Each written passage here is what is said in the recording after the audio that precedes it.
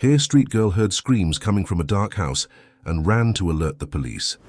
"Someone is trapped here," she said, not realizing the seriousness of what she had just reported. What they found inside will shock you. The scorching summer heat of downtown San Francisco was unforgiving, especially for those with nowhere to go. 7-year-old Lily Morgan wiped the sweat from her brow as she carefully navigated the crowded streets, clutching a half-eaten sandwich she had found earlier that morning.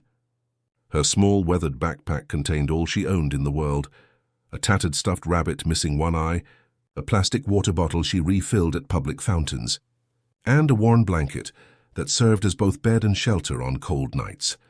For almost a year now, Lily had mastered the art of urban survival. She knew which restaurant dumpsters would have the freshest discards, which park benches were least patrolled by police, and which alleyways provided the safest sleeping spots. Her dirty blonde hair hung in matted clumps around her face, and her once bright blue eyes had developed a cautious wariness beyond her years. The faded yellow dress she wore had been a lucky find in a charity donation bin, too large for her small frame, but clean enough when she first discovered it. Lily wasn't always homeless. She had fragmented memories of a small apartment, a woman's gentle voice, and the scent of cheap perfume mixed with cigarettes.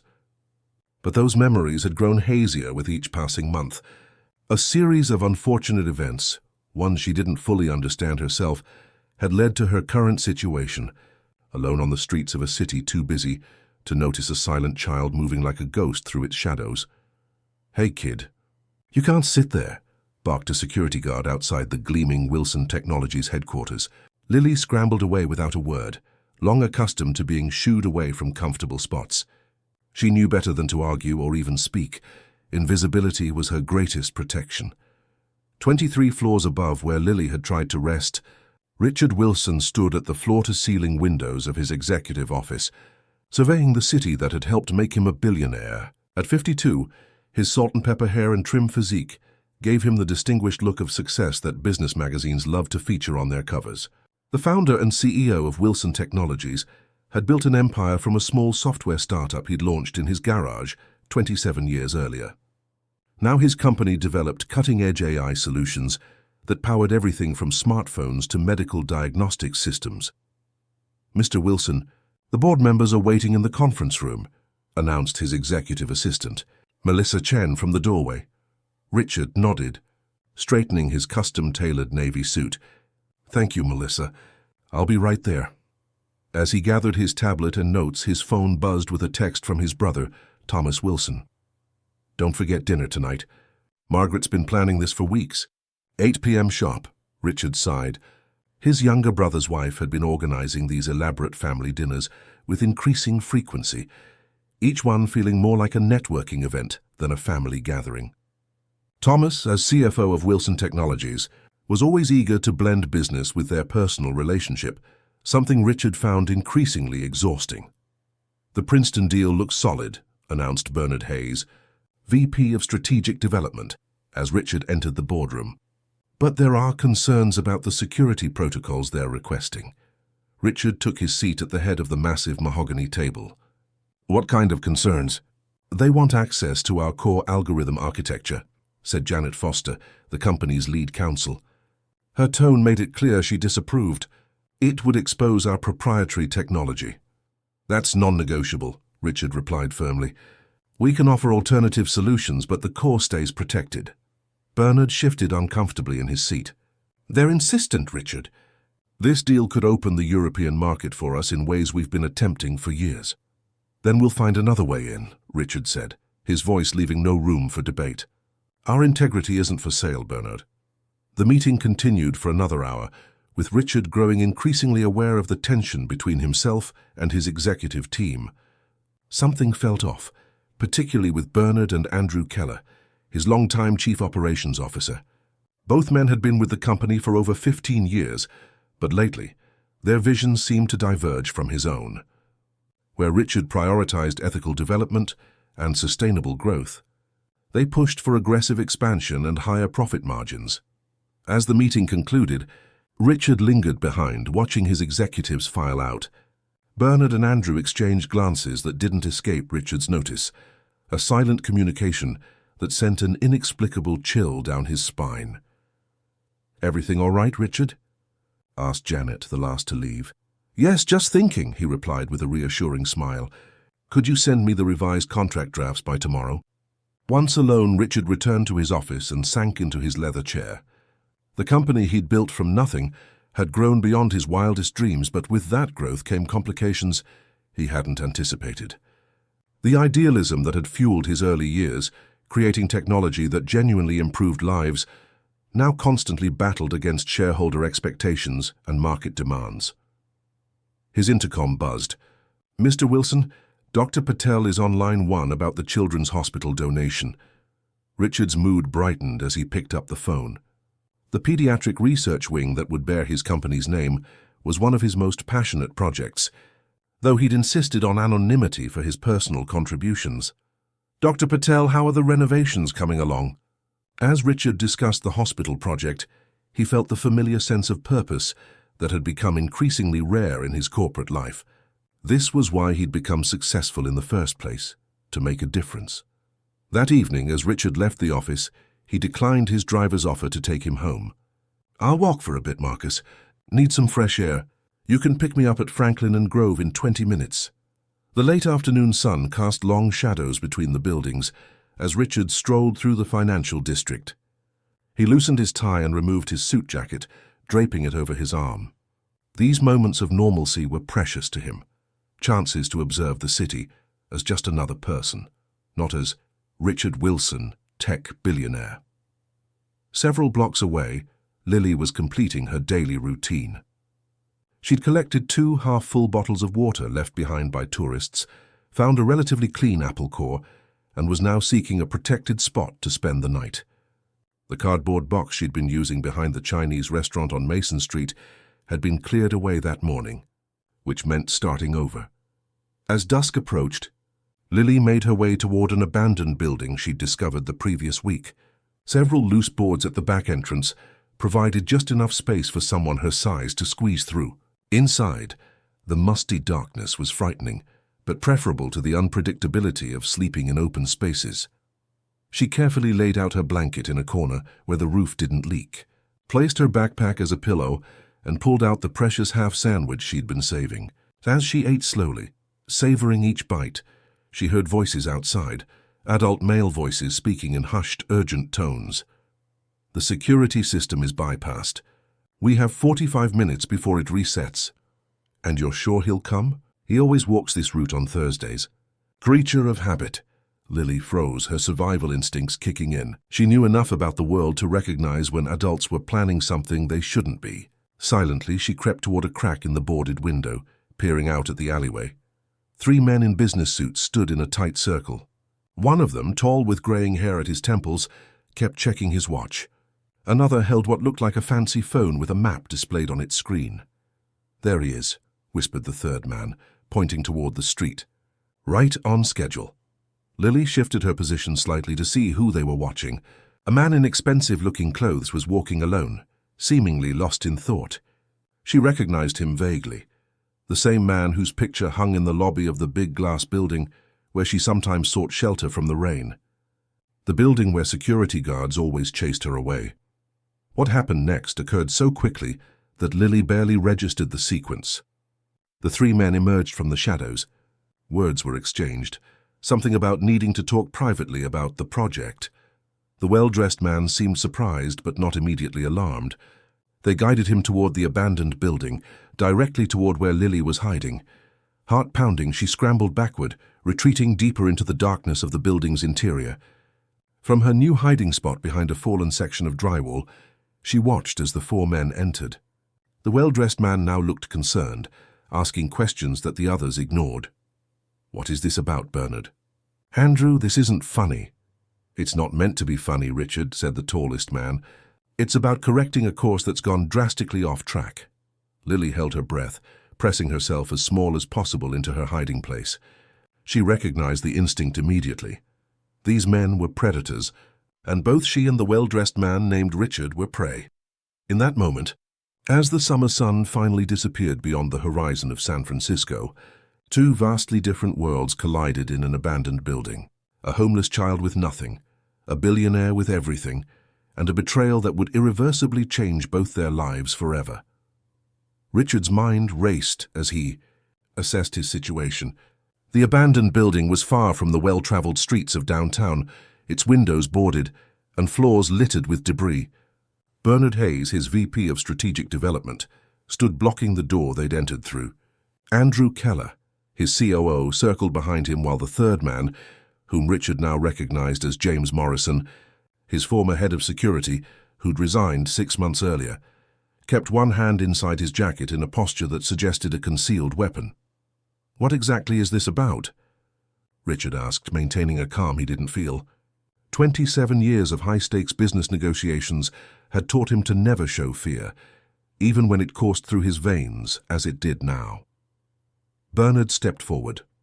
His usual deferential manner had vanished, replaced by a cold confidence. "The Prometheus project, Richard, or more specifically, your decision to shelve it." Richard's jaw tightened. The Prometheus project, an advanced AI system with military applications, had been Wilson Technologies' most controversial internal development. Richard had personally halted it 3 months ago after discovering its potential for autonomous weapons systems. "That project violated every ethical principle this company was founded on," Richard replied evenly. "The board agreed with me. The board doesn't understand what's at stake." Andrew snapped, his usually composed face contorted with frustration. "Do you have any idea what military contracts are worth?" "Billions, Richard. And you threw it away because of your moral qualms." James Morrison moved closer. "We've spent 15 years helping you build an empire, only for you to develop a conscience when it's time for the real payoff." Richard's gaze moved between the three men. "So what's your plan here?" "Threaten me until I restart a project that could lead to autonomous killing machines." Bernard's laugh was hollow. "Not quite so dramatic. We simply need your authentication codes and biometric access to the secure servers where the Prometheus files are stored." "And if I refuse?" Richard asked, though he already knew the answer. "Then you'll stay our guest until you reconsider," Andrew replied. "We've arranged for you to be traveling for the next week. Your calendar's been cleared, appropriate emails sent. No one will miss you." From her hiding spot, Lily watched the confrontation with wide eyes. She couldn't understand everything being said, but she recognized the tension, the threat of violence that hung in the air like the moments before a thunderstorm. The man they called Richard, the one in the expensive suit, was in danger. That much was clear even to her 7-year-old mind. "This is kidnapping," Richard said flatly. "You realize that, don't you? Whatever grievances you have with my business decisions, this crosses a line you can't uncross." Bernard shrugged. "We prefer to think of it as an aggressive negotiation strategy. Once we have what we need and the Prometheus project is back on track, you'll be free to go. No one needs to know about our unconventional meeting. And you expect me to just return to work afterward, pretending none of this happened?" Richard's voice dripped with incredulity. "By then it won't matter," James said, finally revealing what he'd been concealing, not a gun, but a syringe. "The new partnership with Neurocore Defense Systems will be announced, the contracts signed. You'll have a convenient change of heart that the board will attribute to your traumatic travel experience in the wilderness." Richard took a step back. "Neurocore? They're military contractors with a history of human rights violations. We've explicitly refused to work with them for years." Andrew's smile didn't reach his eyes. "Times change, Richard. The deal is practically finalized. All we need are your access codes and biometric data to complete the Prometheus files." Lily shifted slightly to get a better view, accidentally knocking over a piece of broken plaster. The sound, barely louder than a whisper, echoed in the tense silence. All 4 men froze. "What was that?" James asked, turning toward the sound. Lily held her breath, pressing herself harder against the wall, praying to become invisible as she had so many times before on the streets. "Probably rats," Bernard said dismissively. But James wasn't convinced. "I'll check it out," he said, moving toward Lily's hiding place with deliberate steps. Richard seized the moment of distraction. In one fluid motion, he grabbed a broken piece of wooden shelving from the floor and swung it at Andrew, who was closest to him. The wood connected with Andrew's shoulder, causing him to stumble backward. Richard lunged toward the door, but Bernard was faster, tackling him to the ground with surprising strength for a corporate executive. "James!" Bernard shouted, struggling to pin Richard down. "Forget the noise. Get over here." James abandoned his investigation and hurried to assist Bernard. Together they subdued Richard, who continued to fight until James plunged the syringe into his arm. Within seconds, Richard's struggles weakened. "Just a mild sedative," James explained, as Richard's eyes grew heavy. "Enough to make you cooperative, without affecting cognitive function. You need to be clear-headed to access those files." Lily watched in horror as the three men zip-tied Richard's hands and ankles, then propped him against a wall. The businessman's head lolled to one side, his eyes unfocused but still open. "I'll set up the secure connection," Andrew said, opening a laptop he'd pulled from his briefcase. "Once it's ready, we'll need his fingerprints and retinal scan, along with the verbal passcodes." Bernard nodded. "He should be suggestible enough in about 15 minutes. James, secure the perimeter. Make sure we're really alone here." James nodded and began a systematic search of the building's ground floor. Lily's heart pounded so loudly she was certain he would hear it. As his flashlight beam swept closer to her hiding spot, she squeezed her eyes shut, clutching her tattered rabbit to her chest. The light passed over her once, then returned, lingering.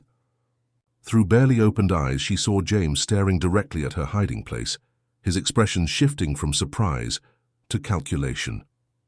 "Find anything?" Bernard called from across the room. James hesitated, his eyes locked on Lily's. She saw something in his face, not compassion exactly, but recognition. Perhaps he too had once been small and afraid. "Nothing but trash and rats," he finally answered, lowering his flashlight. But before turning away, he placed a finger to his lips in a universal gesture of silence, then mouthed words she could barely make out. "Stay hidden." "Say nothing." Confused but desperate, Lily nodded almost imperceptibly. James returned to his colleagues, reporting the building was secure. For the next hour, Lily remained frozen in her hiding place, watching as the three men worked to extract information from Richard, who drifted in and out of lucidity. They set up equipment, made phone calls using strange devices that they claimed couldn't be tracked, and discussed their plans in fragmented conversations. "Neurocore is offering $3 billion for the completed Prometheus architecture," Bernard said at one point. "With our shares and positions in the new subsidiary they're creating, we each stand to make upwards of $200 million. Hardly seems fair considering what Richard will walk away with," Andrew commented bitterly. "Richard made his choice," Bernard replied. "He betrayed everything we built toward. 15 years of work, and he flushes it because suddenly he's worried about ethical implications. Where was his ethics when we developed facial recognition software that's now used by authoritarian regimes? Where was it when our data mining algorithms started predicting consumer behavior with frightening accuracy? He only found his moral compass when it was convenient, when he already had his billions." As night deepened, the men took shifts watching Richard and monitoring equipment. During a moment when Bernard and Andrew stepped outside to take a call, leaving James alone with their captive, Lily saw Richard's eyes clear momentarily. "Why, James?" Richard asked, his voice hoarse. "You resigned honorably. You were going to start your own security firm." James looked away. "Plans change. My wife's medical bills. Insurance wouldn't cover the experimental treatment. Neurocore offered to pay for everything if I helped with this operation." "I would have helped you," Richard said weakly. "You only needed to ask. And live with your charity." James spat.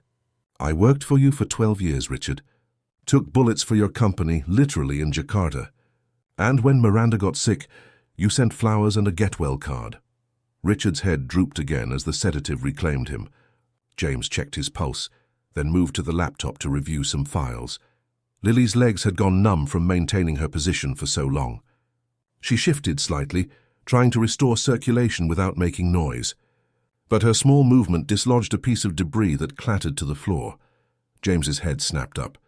He rose and walked purposefully toward her hiding spot. This time there was nowhere for her to retreat. "Come out," he whispered, just loudly enough for her to hear. "Now while they're outside." Trembling, Lily emerged from behind the fallen drywall, her dirty face streaked with silent tears.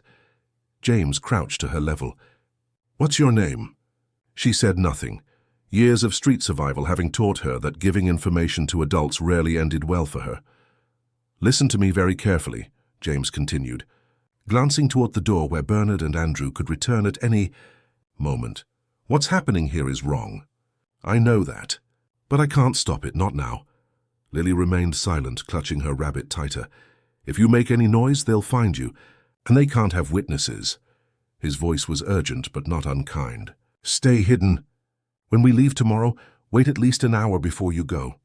Understand?" Lily gave a tiny nod. "And if you ever tell anyone what you saw here." James's face hardened, his voice taking on an edge that made Lily shrink back. "Remember, little girl, no one believes children like you. No one's looking for you. No one would miss you.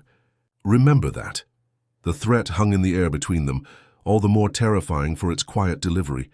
Before Lily could process it, they heard footsteps approaching. James quickly gestured for her to return to her hiding place. "I thought I heard you talking to someone," Bernard said as he re-entered the building. "Just our friend Richard here," James replied smoothly. "He's becoming more coherent. We might be able to start the access protocols soon."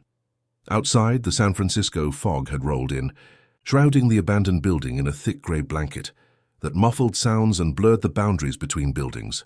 Inside, a homeless child huddled in fear. A betrayed businessman fought against chemical restraints, and 3 desperate men pursued a fortune built on weaponized technology, each locked in their own private struggle that would irrevocably alter all their lives before the fog lifted again.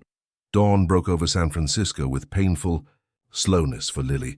She had dozed fitfully throughout the night, jerking awake at every sound, her small body tense with fear. The men had continued their work through the darkness, taking turns resting while always keeping watch over Richard, who they'd moved to a chair and secured more thoroughly. By morning, Richard's resistance had weakened considerably. The combination of sedatives, exhaustion, and dehydration had taken its toll. Lily watched as Bernard positioned a scanner in front of Richard's face, capturing his retinal pattern, while Andrew held his head steady. "Verbal confirmation code, Richard," Bernard prompted. "We know it's a phrase from your father's favorite book. Just say it and this ends sooner." Richard's lips remained pressed in a thin line of defiance. Andrew sighed dramatically before delivering a sharp slap to Richard's face. Lily flinched at the sound, burying her face in her stuffed rabbit. "We have all your biometric data now," Andrew said. "The verbal code is the final piece. Give it to us, and as promised, you'll be free to go once the deal is complete." Richard's voice, when it finally came, was raspy but clear. "You know I don't believe that, Andrew. The moment I'm no longer useful, I become a liability." Bernard leaned forward. "We were colleagues for 15 years, Richard. Friends even. We're not monsters." A bitter laugh escaped Richard's lips. "Tell that to the civilians who'll die from the autonomous weapons you're so eager to develop." "That's rich coming from you," Andrew snapped. "Your technology already powers surveillance systems in half the authoritarian regimes around the world. Your search algorithms help governments track dissidents. Don't pretend your hands are clean." "Which is precisely why I drew the line at Prometheus," Richard replied, a hint of his usual authority returning to his voice. "I won't add another sin to my conscience." James, who had been monitoring equipment in the corner, stood abruptly. "We're wasting time. The longer we stay here, the greater our risk of discovery. Let's just take him to the secondary location and continue there." Bernard nodded. "Agreed. Pack up the equipment. We move in 30 minutes. The news sent a jolt of panic through Lily. If they took Richard away, what would happen to him? The fragments of conversation she'd overheard made it clear these men were willing to hurt him to get what they wanted. And despite James's warning, something deep inside her couldn't accept simply hiding and doing nothing. As the men busied themselves with preparations to depart, Lily made a decision that defied every survival instinct she'd developed on the streets. She would find help for the man called Richard. The problem was, who would believe a dirty homeless child? Who would even listen? She waited until James led the others to the back of the building to prepare their vehicle, then silently crept toward the opposite exit. Years of moving invisibly through the city had taught her to step without sound, to slip through spaces unnoticed. She squeezed through the same loose boards she'd used to enter and emerged into the morning light. Blinking as her eyes adjusted, The city was coming alive. Early commuters hurrying toward bus stops and coffee shops. Lily moved with purpose, staying close to buildings, avoiding eye contact with passing adults. She needed to find someone in authority, someone who would believe her. 2 blocks away, she spotted a police officer standing beside his patrol car, sipping coffee and checking his phone. Lily hesitated. Her experiences with police had been mostly negative, being shooed away from storefronts, questioned when she lingered too long in parks, occasionally threatened with social services. But what choice did she have? Drawing a deep breath, she approached the officer. "Excuse me," she said, her voice so rarely used that it came out as little more than a whisper. Officer Michael Ramirez glanced down, instinctively taking a step back from the disheveled child. "Hey there, kid. Where are your parents?" Lily ignored the question, pushing forward with desperate urgency.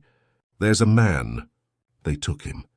"In the old building on Fletcher Street." Officer Ramirez's expression shifted from mild annoyance to professional interest. "What man? Who took him?" "Men in suits," Lily said, struggling to explain. "They tied him up." "They're hurting him." "What's your name, sweetheart?" Ramirez asked, crouching down to her level. "Lily," she answered, surprising herself. She hadn't spoken her name aloud in months. "Okay." "Lily, I need you to tell me exactly what you saw." She described the abandoned building, the 3 men, and Richard, the man from the big glass building with his picture in it. Her description was fragmented and childlike, but something in her intensity gave Ramirez pause. "Wait here," he said, returning to his patrol car to radio in. Lily heard him requesting backup to investigate a possible kidnapping. She also heard the skepticism in the dispatcher's voice. "Probably just another homeless kid making up stories, Mike." "Maybe," Ramirez responded, "but worth checking out. Send Jenkins and Torres to meet me there." He turned back to Lily. "Can you show me where this building is?" She nodded, then hesitated. "They said they're leaving soon." "Then we better hurry," Ramirez said, opening his patrol car door. "Hop in." The ride took less than 3 minutes. Ramirez parked a block away from the address Lily indicated, instructing her to stay in the car while he investigated. "Lock the doors," he told her. "I'll be right back." As soon as he disappeared around the corner, Lily unlocked the door and slipped out. She couldn't just sit and wait. Following at a distance, she watched as Ramirez approached the abandoned building cautiously, one hand resting on his holstered weapon. Inside the building, the kidnappers were making final preparations. Richard had been given another dose of sedative, enough to keep him compliant during transport. "Vehicles ready," James announced, returning from the rear entrance. "We should move now." Bernard nodded. "Help me with him." They had just gotten Richard to his feet when they heard it, the unmistakable sound of the front door being tested. "San Francisco Police." "Anyone inside?" The 3 men exchanged alarmed glances. "How?" Andrew hissed. "Who could have—" His eyes widened with sudden realization, turning to where he'd seen James searching the previous night. The noise. There was someone else here all along. James's face remained impassive. "Back exit. Now, leave everything non-essential." They half-carried, half-dragged Richard toward the rear of the building as Officer Ramirez continued calling out warnings that he was entering. The timing couldn't have been worse for the kidnappers. Just as they emerged from the back door, a second patrol car pulled up, responding to Ramirez's call for backup. "Police!" "Stop right there!" shouted Officer Torres, drawing her weapon. What happened next was chaos. Bernard and Andrew froze momentarily. James, with his security background, assessed the situation in an instant and made a cold calculation. He released Richard, who collapsed to the ground, and raised his hands. "Officers, there's been a misunderstanding," James said smoothly. "We're executive security for Wilson Technologies. This is Richard Wilson, our CEO. He's had an episode." Officer Jenkins kept his weapon trained on the men. "Everyone on the ground, hands where I can see them." Bernard and Andrew complied immediately, but panic had overtaken their practiced corporate composure. "It's not what it looks like," Bernard pleaded. "We were helping him." Officer Ramirez had circled around from the front of the building, taking in the scene with experienced eyes. The zip ties still visible on Richard's wrists, the sedated state of the supposed CEO, the abandoned equipment visible through the open door. None of it matched James's story. "Detain all 3, Ramirez ordered his colleagues, "and call an ambulance for the victim." As the officers secured the kidnappers, Lily watched from behind a dumpster across the street. Her small heart pounded with a mixture of fear and something unfamiliar pride. She had done something that mattered. She had helped someone. The paramedics arrived minutes later, carefully loading Richard onto a stretcher. As they wheeled him toward the ambulance, his eyes fluttered open, gaze wandering across his surroundings in confusion until they locked onto a small figure watching from the shadows. For a brief moment, through the haze of sedatives and exhaustion, Richard Wilson, billionaire tech mogul and captain of industry, made direct eye contact with Lily Morgan, homeless 7-year-old survivor. Neither could have possibly known how profoundly that moment would change both their lives. As the ambulance doors closed, Lily slipped away. She'd risked enough for one day. The streets were familiar, and they called her back to the relative safety of anonymity. By noon, the news had spread throughout San Francisco's business community. Richard Wilson, founder and CEO of Wilson Technologies, had been kidnapped by his own executives in a shocking corporate betrayal. The story dominated local headlines, with reporters gathering outside the Wilson Technologies headquarters and the hospital where Richard had been taken. Thomas Wilson, Richard's brother and company CFO, pushed through a crowd of journalists to enter the hospital, his face a mask of concern that didn't quite reach his calculating eyes. "My brother is resting comfortably," he announced to the press after visiting briefly. "The doctors assure me he'll make a full recovery. Wilson Technologies is cooperating fully with authorities, and we're conducting our own internal investigation into this unprecedented breach of trust." What Thomas didn't share publicly was the conversation he'd just had with his brother. Richard, still groggy but increasingly lucid, had insisted on speaking to the police officer who had found him. "Officer Ramirez," Richard had said when the policeman entered his hospital room, "I understand I owe you my life." "Just doing my job, Mr. Wilson," Ramirez replied modestly. "Tell me, how did you know where to find me?" "My kidnappers were careful to cover their tracks." Ramirez shifted uncomfortably. "Sir, you might find this hard to believe, but we received a tip from a homeless child, a little girl named Lily. She led us right to you." Richard's expression had transformed immediately, urgency replacing fatigue. "This girl, where is she now?" "I'm afraid she disappeared during the commotion.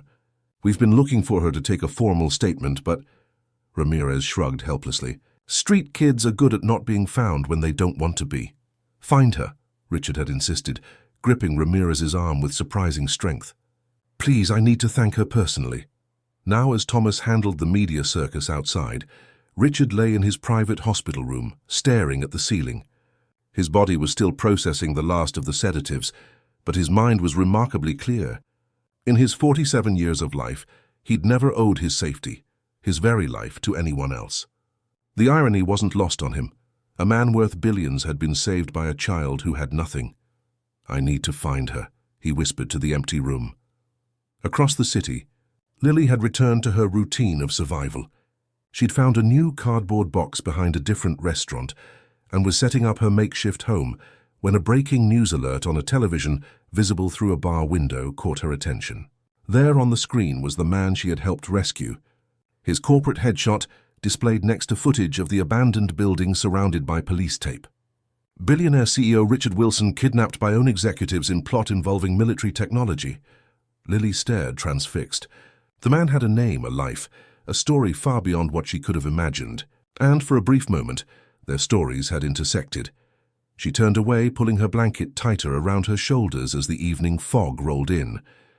Tomorrow would be another day of searching for food, avoiding authorities, and surviving the indifference of a city that never saw her. But for the first time in nearly a year, Lily fell asleep with something new warming her chest, the knowledge that she had mattered, that her existence had made a difference to someone else. It was a dangerous feeling for a child who had learned that hope often led to disappointment, yet she couldn't help but nurture it as she drifted into dreams where she wasn't invisible anymore. Richard Wilson was discharged from the hospital 3 days after his rescue, against medical advice, but with enough private nursing care arranged to satisfy his doctors. The sedatives had finally cleared his system, leaving him physically exhausted but mentally sharp, and singularly focused on finding the child who had saved him. "You don't understand," Richard explained to Detective Sarah Lawson, who had been assigned to lead the kidnapping investigation. They sat in his penthouse apartment overlooking the bay, the afternoon sun streaming through floor-to-ceiling windows. This girl risked everything to help me. A complete stranger. I need to thank her, to make sure she's safe. Detective Lawson, a 20-year veteran of the force with a no-nonsense demeanor, flipped through her case notes. Mr. Wilson, we have officers looking for her, but finding one specific homeless child in San Francisco is like finding a particular grain of sand on a beach. Officer Ramirez described her as small blonde, approximately 7 years old, wearing a yellow dress too large for her. That matches dozens of children in the city's homeless population. Richard paced, ignoring the lingering dizziness from his ordeal. Then we expand the search. I have resources, security personnel, technology. With all due respect, Lawson replied carefully, throwing money and manpower at this might do more harm than good.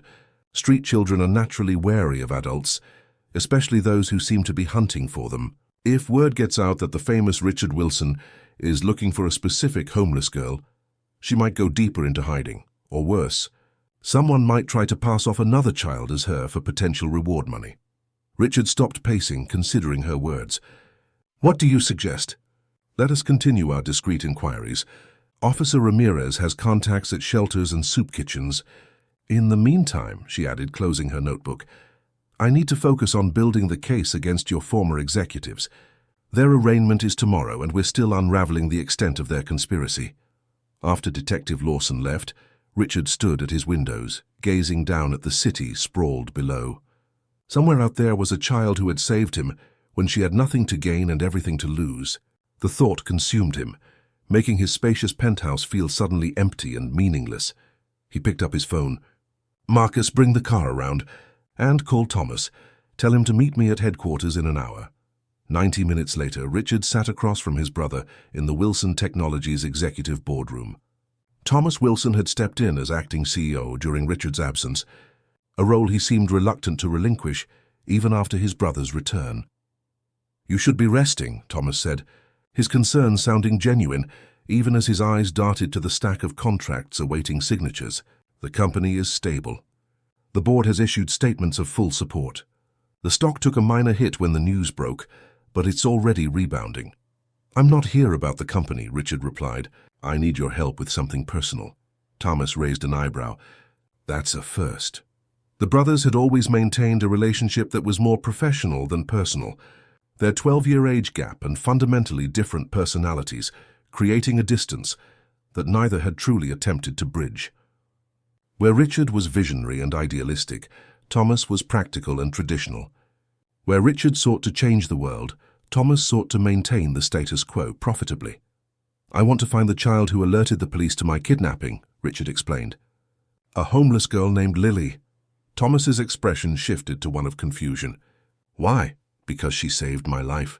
Because she's 7 years old and living on the streets. Because I owe her. Thomas leaned back, studying his brother with newfound curiosity. And what exactly do you intend to do when you find her? Write her a check? Give her a tour of the company? What? Richard hesitated. He hadn't thought that far ahead, which was unusual for a man who typically planned 5 moves in advance. I don't know yet, but I need to find her first. Well, the company's security resources are at your disposal, of course, Thomas said, though I agree with the detective. A high-profile search might be counterproductive. I was thinking we could access the city's surveillance network, Richard suggested. Our facial recognition software could— Absolutely not, Thomas interrupted firmly. Using our proprietary technology to scan for a specific child without proper authorization would be illegal, not to mention an ethical nightmare. Imagine the headlines: Tech billionaire uses invasive surveillance to track child. Is that really what you want? Richard fell silent, acknowledging the valid point. Besides, Thomas continued more gently, this fixation isn't healthy, Richard. You've been through a traumatic experience. It's natural to feel a connection to someone involved in your rescue, but this isn't trauma bonding, Thomas, Richard cut in sharply. This is about a child who needs help and my ability to provide it. And what about the thousands of other homeless children in this city? Do they deserve your personal attention too? Where does it end? Thomas sighed, softening his tone. I'm not saying don't help her. I'm saying be careful about making this too personal. You have responsibilities that extend beyond one child, no matter how deserving. The conversation ended without resolution, leaving Richard frustrated and Thomas concerned. As Richard left the building, he found himself looking more carefully at the people huddled in doorways, the figures sleeping on benches, the shadows moving through alleyways. His city had always contained these elements of human suffering, but they had existed at the periphery of his vision, acknowledged but not truly seen. Meanwhile, Lily continued her daily survival routine, unaware of the search being conducted for her.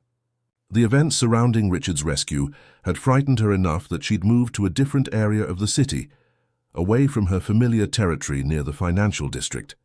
She now spent her days around Dolores Park, where tourists frequently left behind partially eaten food, and where the more liberal neighborhood residents sometimes offered her direct handouts. A week after the rescue, Lily was scavenging near a row of trendy cafes when she noticed a police officer showing her photograph to shopkeepers. The image, a still frame captured from Officer Ramirez's body camera during their brief interaction, sent a bolt of fear through her. James's threat echoed in her mind. No one believes children like you. No one would miss you. Had the men somehow escaped? Were they looking for her? Or were the police blaming her for something? Lily ducked behind a dumpster, heart racing, then fled as soon as the officer entered a coffee shop. She ran until her lungs burned, finally collapsing in an isolated corner of the park, hidden by overgrown bushes. For the next several days she became even more cautious, moving only at night and avoiding all uniformed authorities. Richard, meanwhile, grew increasingly frustrated with the official search efforts. Despite his substantial donation to the SFPD's community outreach program, a transparent attempt to prioritize the search for Lily, results remained elusive. 2 weeks after his rescue, he decided on a different approach. "I want to volunteer," he announced to Sister Maria at St. Anthony's dining room, a soup kitchen serving the Tenderloin district. The elderly nun looked up from the pot she was stirring, her expression cycling rapidly from surprise to suspicion to careful neutrality as she recognized the famous face before her. "We appreciate volunteers, Mr. Wilson," she said slowly, "but we typically require training and a regular commitment, not publicity appearances." Richard removed his expensive watch and rolled up the sleeves of his simple button-down shirt. "I'm not here for publicity. No cameras, no press.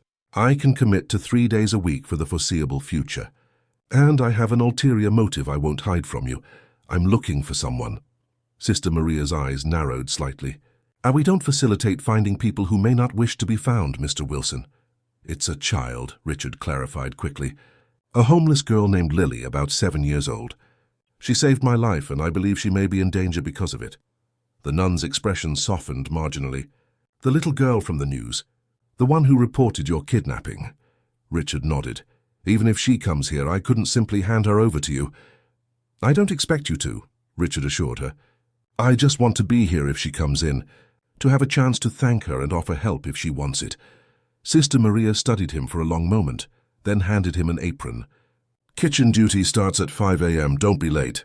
For the next 3 weeks, Richard split his time between running his company and serving food at St. Anthony's.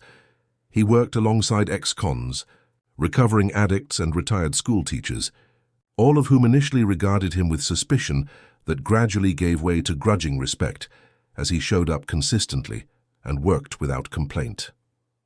Richard found himself transformed by the experience in ways he hadn't anticipated. He learned the names and stories of regular patrons, many of whom had once led conventional lives before mental illness, addiction, or simple bad luck had left them on the streets. He witnessed the dignity with which many carried their circumstances and the casual cruelty society often inflicted upon them. "Still no sign of your little girl?" asked Sister Maria one evening as they cleaned up after dinner service. Richard shook his head. "I'm beginning to think Detective Lawson was right. Maybe she's gone deeper into hiding because people are looking for her. Or maybe," Sister Maria suggested gently, "she's not coming to places where she might be recognized because she doesn't want to be found." The thought hadn't occurred to Richard. Why wouldn't she want help? "Trust is a luxury many street children can't afford," Sister Maria explained. In their experience, adult interest usually leads to systems that fail them: foster care, juvenile detention, institutions. Even well-intentioned help often comes with conditions they can't or won't meet. Richard considered this as he wiped down tables. "So what do I do? Give up?" "I didn't say that," Sister Maria replied. "But perhaps instead of searching so hard for one child, you might consider creating something that would help many children, including her, when she's ready." The idea took root in Richard's mind, growing and evolving over the following days. He consulted with child welfare experts, visited existing youth shelters, and researched models for helping homeless children that focused on their agency and choices, rather than forcing them into systems they feared. 4 weeks after beginning his search, Richard called a meeting with his personal legal team and the Wilson Family Foundation directors. "I want to establish a new type of shelter," he announced without preamble. "One specifically designed for children who don't trust traditional systems. No mandatory reporting to social services unless the child consents. No requirement to provide identification or background. Safe harbor, food, education, medical care, all available without preconditions." Eleanor Jennings, his longtime foundation director, looked skeptical. "Richard, what you're describing skirts several legal requirements for child welfare. We can't just harbor minors without—" "Then we find workarounds," Richard interrupted. "Create a legal framework that protects these children while respecting their autonomy. I'm not interested in why it can't be done. I need solutions for how it can." The legal team exchanged glances. "We could structure it as a research program," suggested Alan Peterson, his chief counsel. "A pilot initiative studying alternative approaches to youth homelessness. That would give us some flexibility within existing regulations." "Whatever it takes," Richard said firmly. "I want locations in every district with significant homeless populations, walking distance from areas where these children already congregate. And I want the first one operational within 30 days. 30 days, Eleanor exclaimed. "That's impossible." "The permits alone. Make it happen," Richard insisted. "Money is no object. Neither is my personal involvement. This is now my top priority." As the team dispersed with their assignments, Thomas lingered behind. "This has become an obsession, Richard," he said quietly. "You've barely been in the office." "The board is starting to ask questions." "Let them ask. It's not just the board. The prosecutor called yesterday. Bernard and Andrew are considering plea deals. They're claiming you knew more about the Prometheus project applications than you've admitted publicly. That you only shut it down when there was risk of exposure." Richard's jaw tightened. "They're lying to save themselves." "Of course they are," Thomas agreed. "But perception matters. You disappearing from public view to serve soup to the homeless, and now launching some legally questionable shelter for street kids. It's feeding into their narrative that you're having some kind of breakdown or crisis of conscience." "I don't care how it looks," Richard said, though a part of him recognized the potential damage to everything he'd built. "You should," Thomas pressed. "Because if they manage to paint you as unstable or compromised, everything is at risk. The company, your position, your ability to do any good at all, including for this girl you're so determined to help." Richard knew his brother had a point. His public image had always been an asset. The visionary founder, the ethical tech leader, the principled billionaire. If that image crumbled, his influence would diminish accordingly. "What do you suggest?" he asked finally. "Balance," Thomas answered. "Continue your project, but maintain your corporate responsibilities. Make a public statement about your experience and how it's inspired you to address youth homelessness. Frame it as an extension of your existing philanthropic work, not a radical departure or personal crusade." Richard nodded slowly. "I can do that." "And Richard," Thomas added as he turned to leave, "have you considered what happens if you never find her? Or if you do find her and she doesn't want your help? Are you prepared for either possibility?" The question lingered in Richard's mind, long after his brother departed. The truth was he wasn't prepared. In all his planning and resource allocation, he had never seriously contemplated failure. The thought that Lily might not want to be found, or worse, might fear him, was almost too painful to consider. Yet as he stood at his office windows that evening, watching the city lights emerge against the darkening sky, he made himself face the possibility.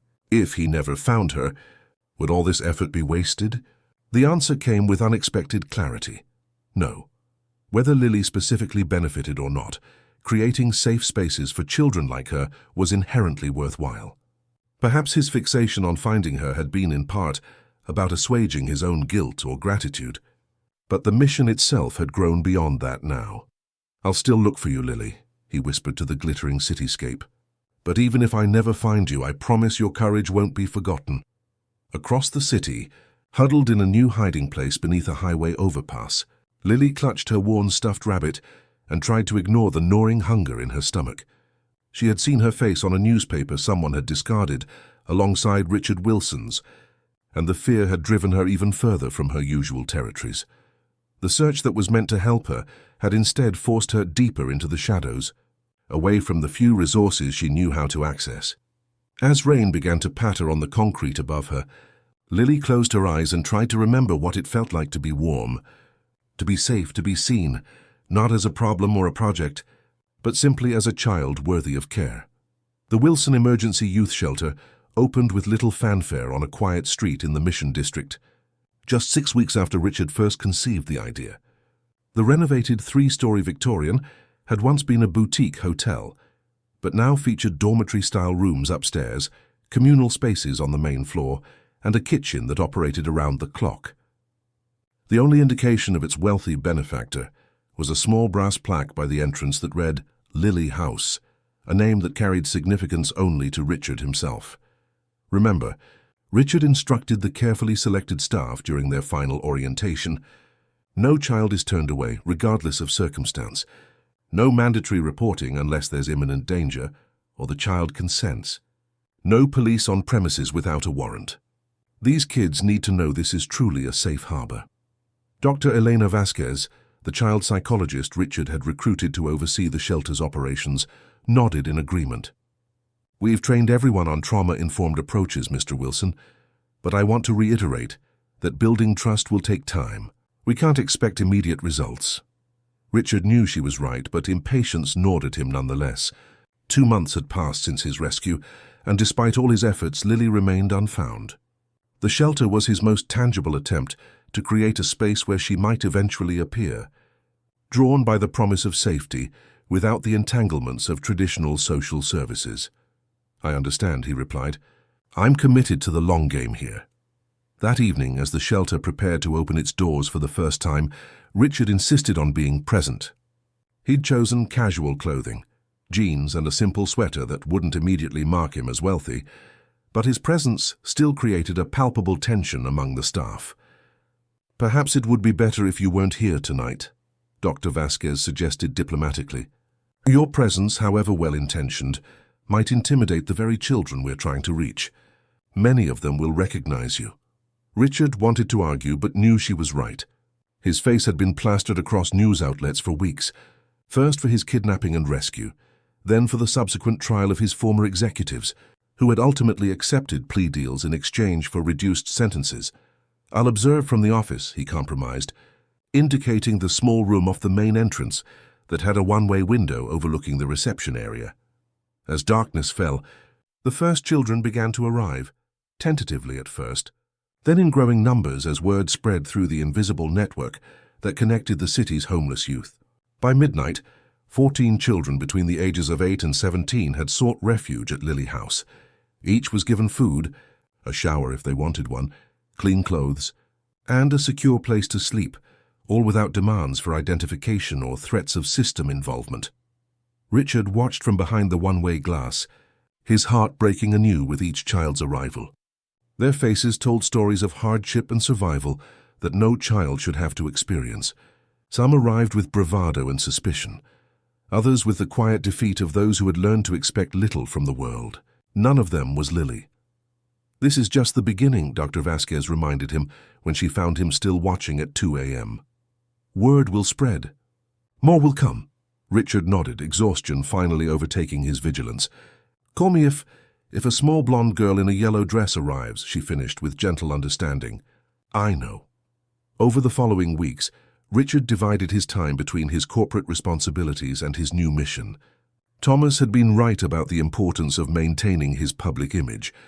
Richard made strategic appearances at board meetings and industry events, gave a carefully crafted interview about his ordeal and recovery, and ensured that Wilson Technologies remained visibly under his leadership. But each night found him at Lily House, sometimes serving meals, sometimes simply observing from his office. The shelter quickly reached its capacity of 30 children per night, with a rotating population as some returned to the streets during the day and others moved on entirely. "We're making a difference," Dr. Vasquez assured him one evening as they reviewed the week's statistics. 17 children have allowed us to connect them with medical care. 4 have agreed to meet with education specialists. 3 have consented to us contacting relatives who might provide more stable housing. "But not her," Richard said quietly. "No," the psychologist acknowledged. "Not yet." As the shelter's first month of operation concluded, Richard expanded the program, opening a second location in the Tenderloin district and beginning renovations on a third near Golden Gate Park. Each was staffed with trauma specialists, educators and security personnel trained to protect without intimidating. Each operated on the same principle of voluntary engagement without institutional entanglement. And each bore the same simple brass plaque, Lily House. The shelters quickly became a subject of both praise and controversy. Child welfare advocates applauded the innovative approach that reached children who typically avoided traditional services, while some government officials criticized the lack of integration with existing systems. Richard weathered the debates with calm determination, leveraging his influence and resources to shield the program from interference. 3 months after the first shelter opened, Richard was reviewing architectural plans for the 4th location when his private phone rang, a line known only to a select few. "Mr. Wilson," came Dr. Vasquez's carefully controlled voice, "I believe you should come to the Tenderloin location as soon as possible." Richard's heart leaped. "Is it—" "I can't confirm over the phone," she interrupted. "But please come immediately." He arrived at the shelter 20 minutes later, having broken several traffic laws en route. Dr. Vasquez met him at a private entrance, her expression both excited and cautious. "She came in about an hour ago," the psychologist explained as she led him to her office. "She matches the description, blonde, approximately 7 years old, though severely undernourished, which makes age estimation difficult." "She didn't give a name, but—" "But?" Richard prompted, his voice strained with anticipation. "She's carrying a stuffed rabbit missing one eye. And she asked if this was the place the man from the glass building made for kids like her." Richard stopped walking, overwhelmed by emotion. "It's her. It has to be." Dr. Vasquez placed a restraining hand on his arm. "Mr. Wilson, Richard, I need you to listen carefully. This child, whoever she is, has been living on the streets for an undetermined period. She's malnourished, showing signs of possible exposure-related illness, and extremely wary of adults. If this is indeed your Lily, your reaction to seeing her could either help or severely traumatize her further." Richard took a deep breath, forcing himself to think beyond his own emotional response. "What do you suggest? Let me introduce you as a shelter volunteer. Don't mention recognizing her or knowing anything about her past. Let her control the interaction and the information she shares." Richard nodded, swallowing his impatience. "Whatever's best for her." Dr. Vasquez led him to a small room designed for one-on-one counseling sessions. Through a window in the door, Richard could see a tiny figure sitting at a table, hunched protectively over a bowl of soup. The child's blonde hair was matted and dull, her skin weathered by sun and dirt. She wore mismatched clothes that hung from her thin frame, and clutched a filthy stuffed rabbit to her chest with one hand, while spooning soup with the other. It was Lily, older, more worn than in his memories, but unmistakably the child who had saved him. "Ready?" Dr. Vasquez asked, studying his face. Richard nodded, though his racing heart suggested otherwise. They entered the room together, with the psychologist speaking first in a calm, cheerful tone. "Hey there! How's the soup?" Lily looked up warily, her eyes moving between Dr. Vasquez and Richard. "It's good," she said softly, her voice raspy from disuse. "I'm glad. This is Richard. He volunteers here sometimes, helping with meals and things." Richard moved slowly to a chair across from Lily, maintaining a non-threatening distance. "Hello," he said simply, fighting to keep his voice steady. Lily studied him with intense scrutiny, and Richard could see the moment. Recognition dawned in her eyes. She stiffened slightly but didn't flee. "I know you," she said finally. "From the building." Richard nodded, unsure if she meant his corporate headquarters or the abandoned building where he'd been held captive. "You're the man they tied up," Lily clarified, answering his unspoken question.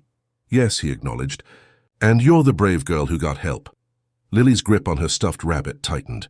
"They said they'd hurt me if I told." "I know," Richard said gently. "What you did was incredibly brave. You saved my life." The child looked down at her soup, shoulders hunching further. "I didn't know who to believe. They said you did bad things, but you were tied up and looked scared." Richard's heart ached at her confusion. Even in her fear, this child had made a moral judgment, had chosen to help someone she perceived as vulnerable despite threats to her own safety. "You made the right choice," he assured her. "The men who took me were trying to make me do something dangerous, something that could hurt a lot of people. You stopped them." Lily absorbed this information with the solemn wisdom of a child who had seen too much of the world's darkness. "Is that why you made these places? The Lily houses?" The question caught Richard off guard. "You knew they were named after you?" She shrugged one small shoulder. "I heard people talking on the streets. They said a rich man was looking for a girl named Lily and making special places for kids." "Yes," Richard admitted. "I wanted to find you, to thank you, and to help you if you wanted help." "Why?"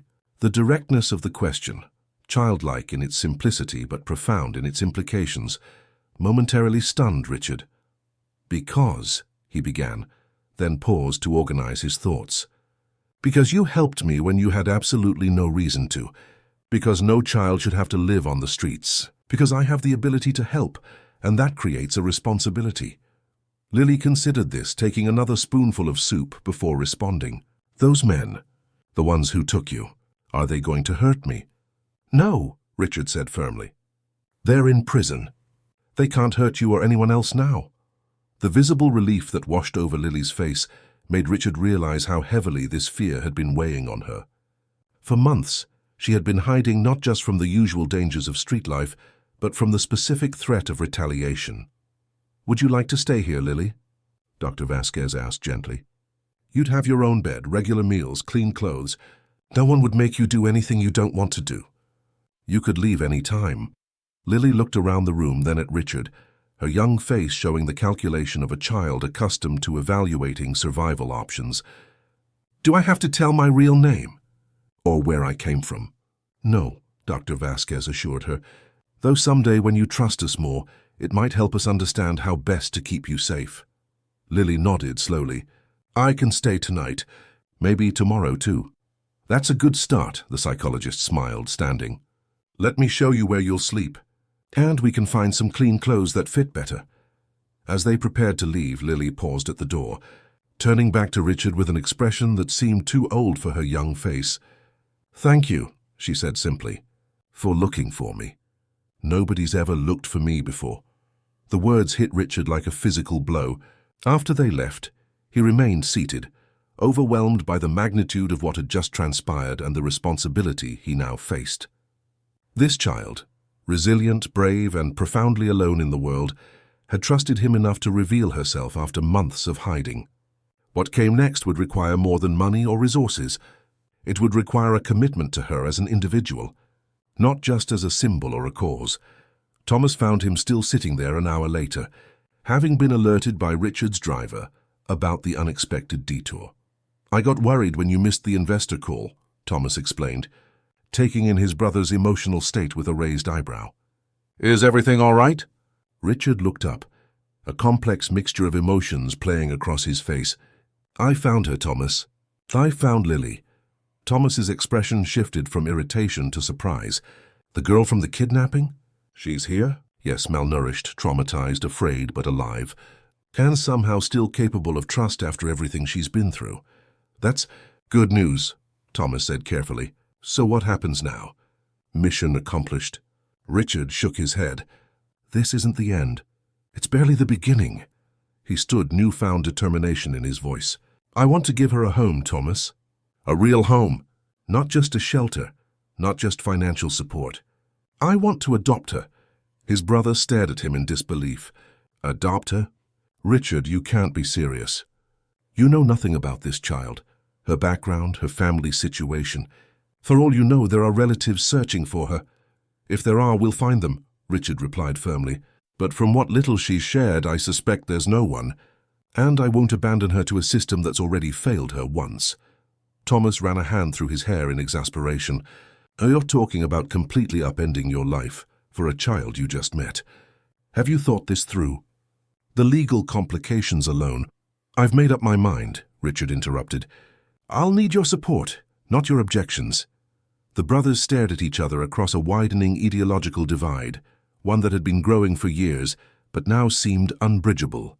In this moment, Richard recognized a fundamental difference between them, not just in their business philosophies, but in how they viewed their obligations to others, particularly those without power or privilege.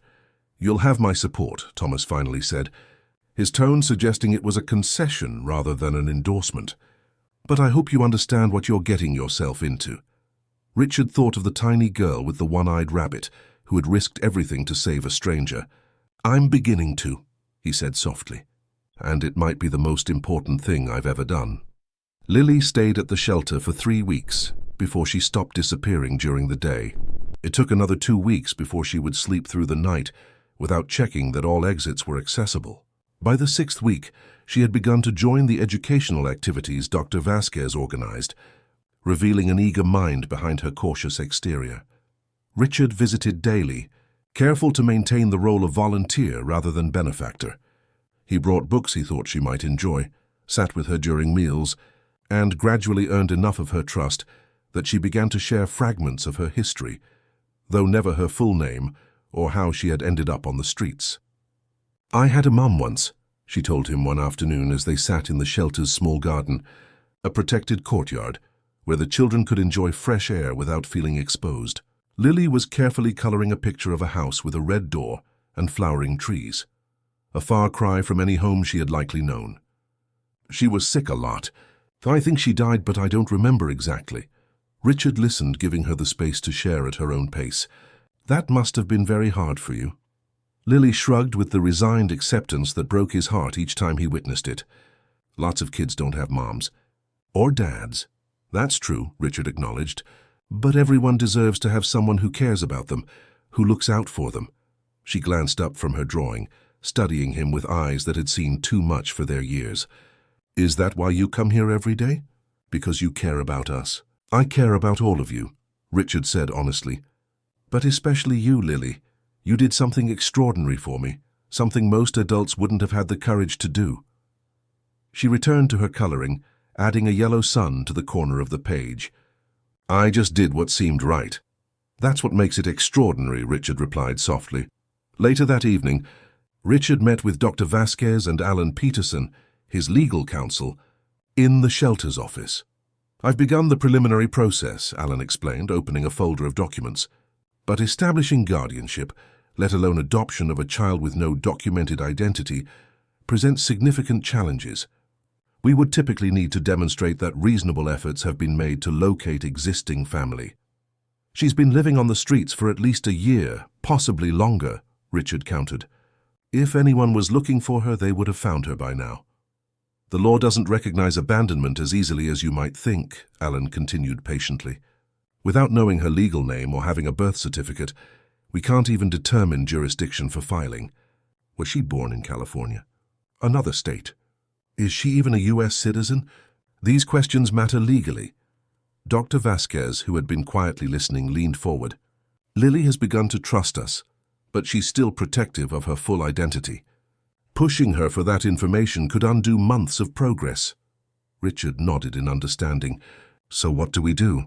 We establish a foundation of trust and stability first, the psychologist advised.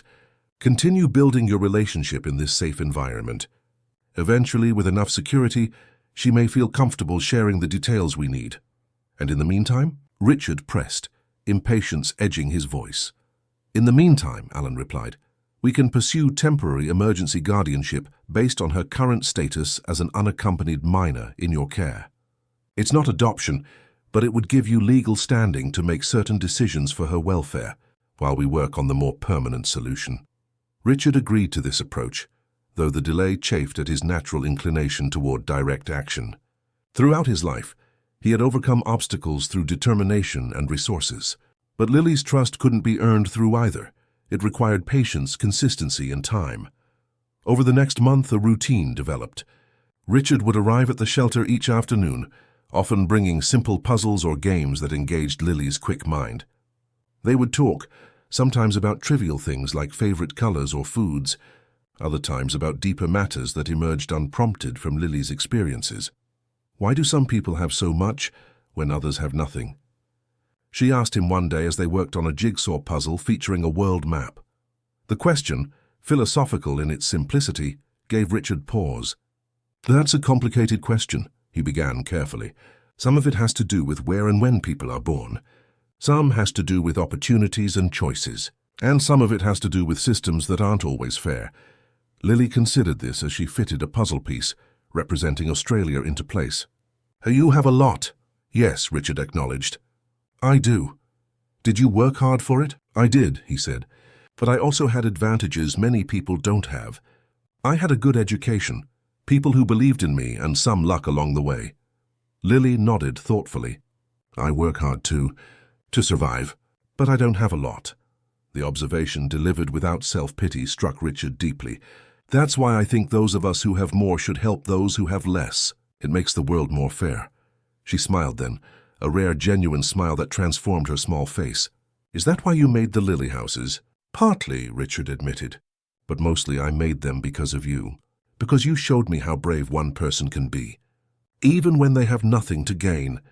These conversations strengthened the bond between them, but they also reinforced Richard's determination to give Lily a permanent home.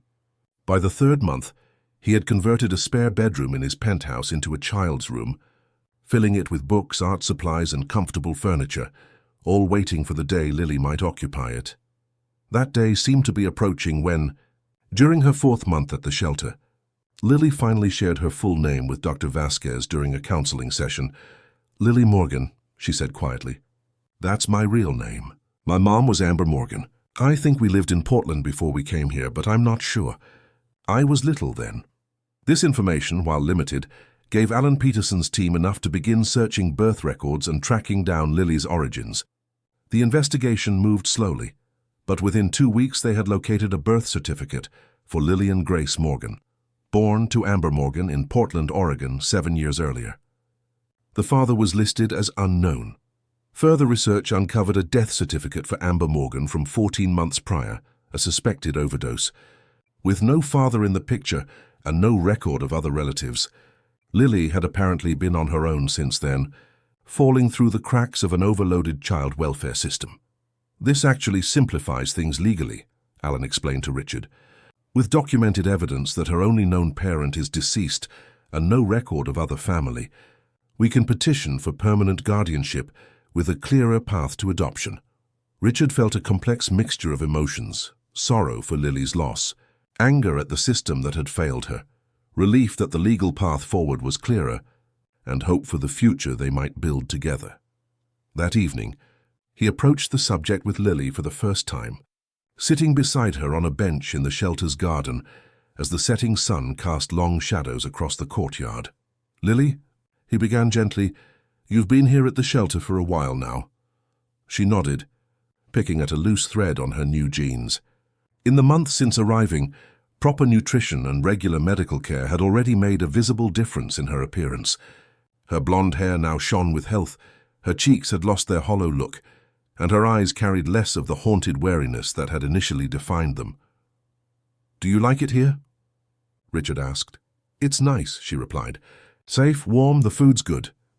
"What if," Richard continued carefully, "there was another place you could live? A permanent home?" Lily looked up sharply, alarm crossing her features. "You mean like foster care, or an orphanage?" "No," Richard hastened to reassure her. "I was thinking of something else. What if you came to live with me? In my home?" Lily stared at him, clearly processing this unexpected suggestion. Why would you want that? The question was so genuine, so devoid of guile, that it momentarily left Richard speechless. In Lily's experience, adults didn't simply offer homes without expecting something in return. "Because I care about you," he said finally. "Because I want to make sure you're safe and happy and have everything you need to grow up strong and smart, which you already are." "Would I have to call you Dad?" she asked, the question revealing one of her concerns. "No," Richard replied. "You can call me Richard. We would start as friends, just like we are now. The only difference would be where you sleep at night, where you eat your meals. And over time, if we both wanted it, maybe we could become a family. But there's no rush and no pressure."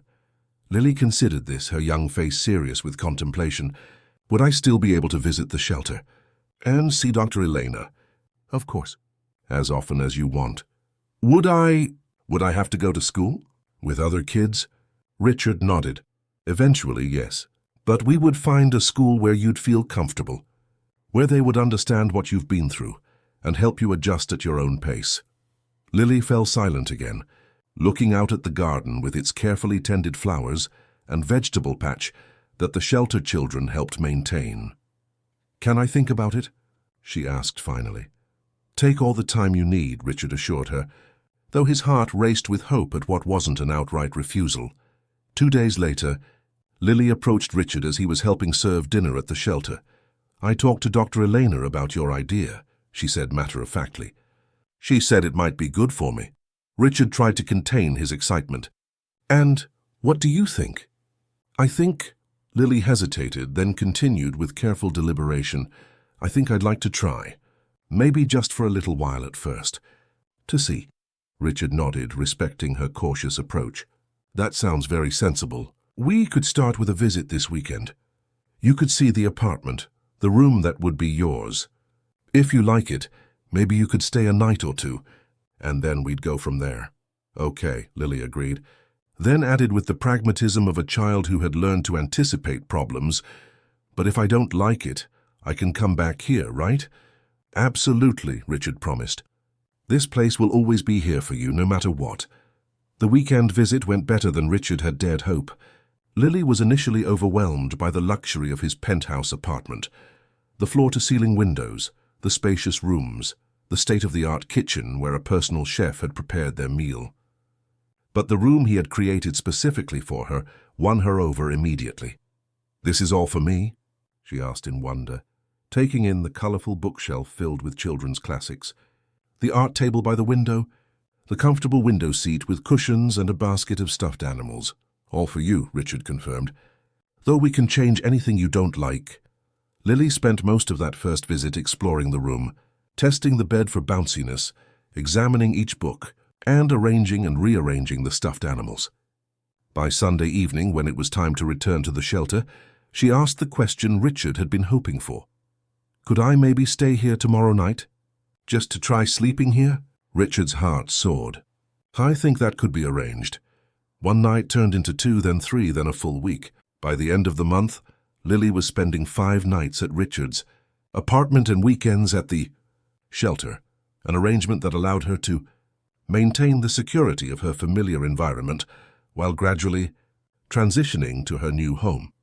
It was during this period that the first signs of opposition emerged.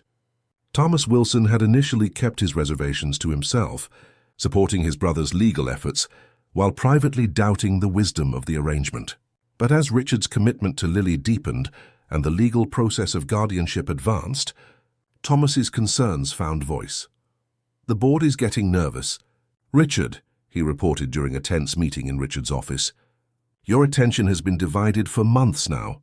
The Porter acquisition is stalling, the European expansion is behind schedule, and our stock price has dipped 8% in the last quarter. All temporary setbacks," Richard dismissed. "The fundamentals of the business remain strong." "It's not just about the numbers," Thomas pressed. "It's about perception. You've always been the visionary, the public face of Wilson Technologies. Now you're increasingly absent, distracted. People notice."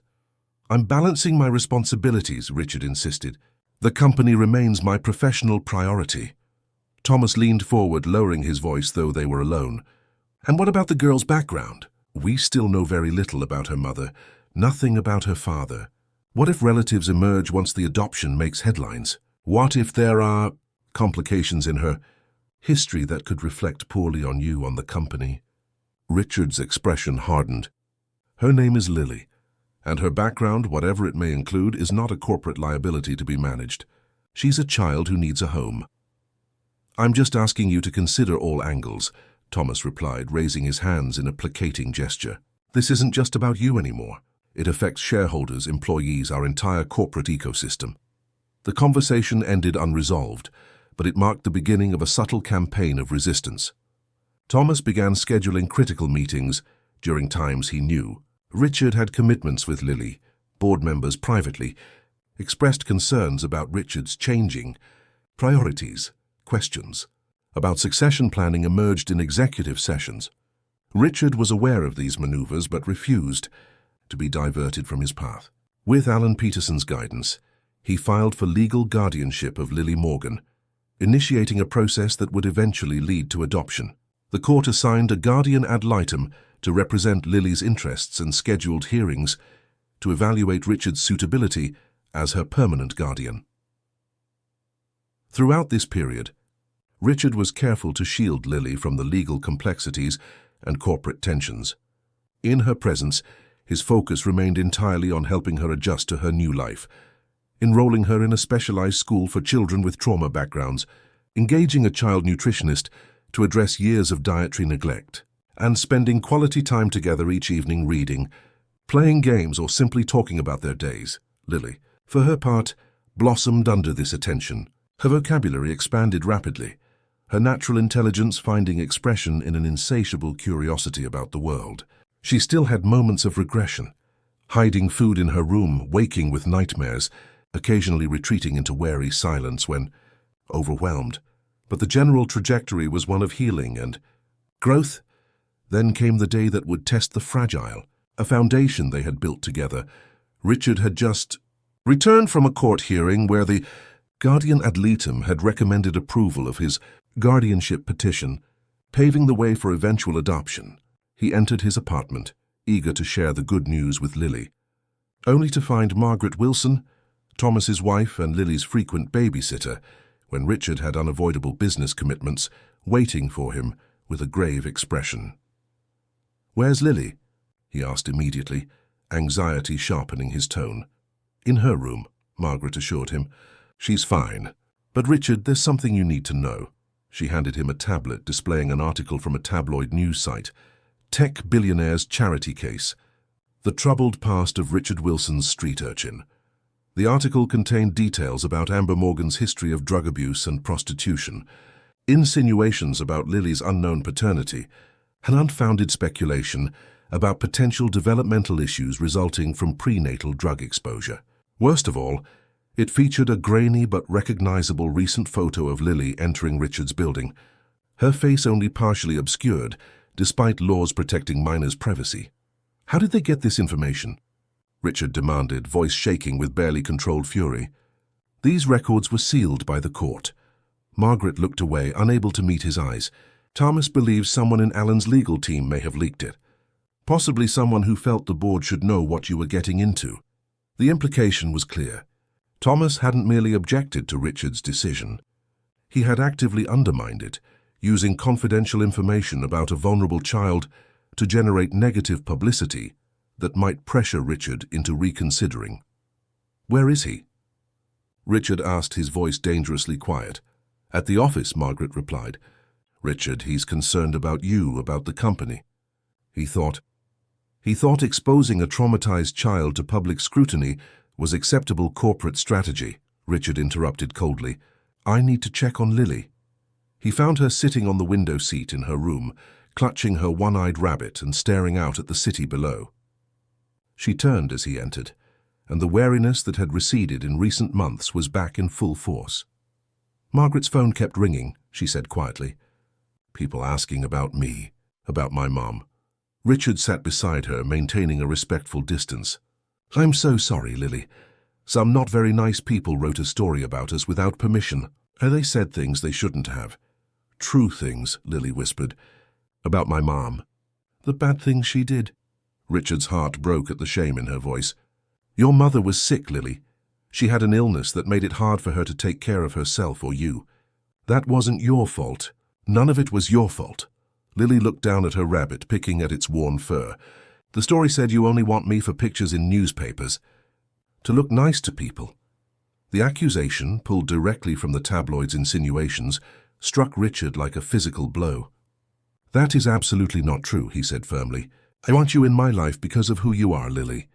Because you're brave and smart and kind, even after everything you've been through. I want to give you a home because every child deserves one, especially a child as extraordinary as you. Lily studied his face, searching for deception, with the keen insight of a child who had learned to detect adults' lies as a survival skill. Whatever she saw there must have reassured her because she nodded slowly. What happens now? She asked. It was the question that had been haunting Richard since he saw the article. The exposure could complicate the guardianship process, invite unwanted scrutiny, potentially even threaten Lily's sense of security and privacy. Now, he said, making a decision in that moment, we face this together. The people who matter know the truth about you, about us. The rest, he shrugged, the rest don't get to define who we are or what we mean to each other.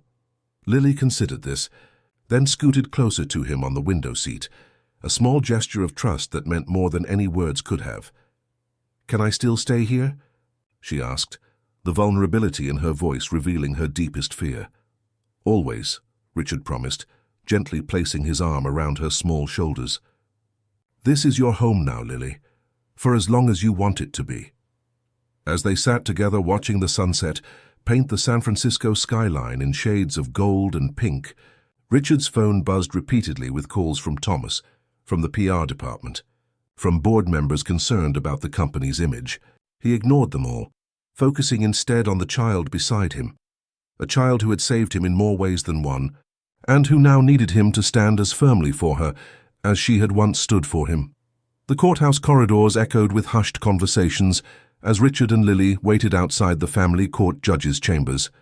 6 months had passed since their first meeting at the shelter, 4 months since Lily had begun living with Richard full-time, and 2 months since the tabloid exposure that had transformed their private journey into a public spectacle. Lily sat beside Richard on a wooden bench, her legs dangling above the floor, dressed in a simple blue dress that she had chosen herself for this important day. Her blonde hair was neatly braided, and she clutched her ever-present one-eyed rabbit, freshly cleaned but still unmistakably worn from years of love. Nervous? Richard asked gently.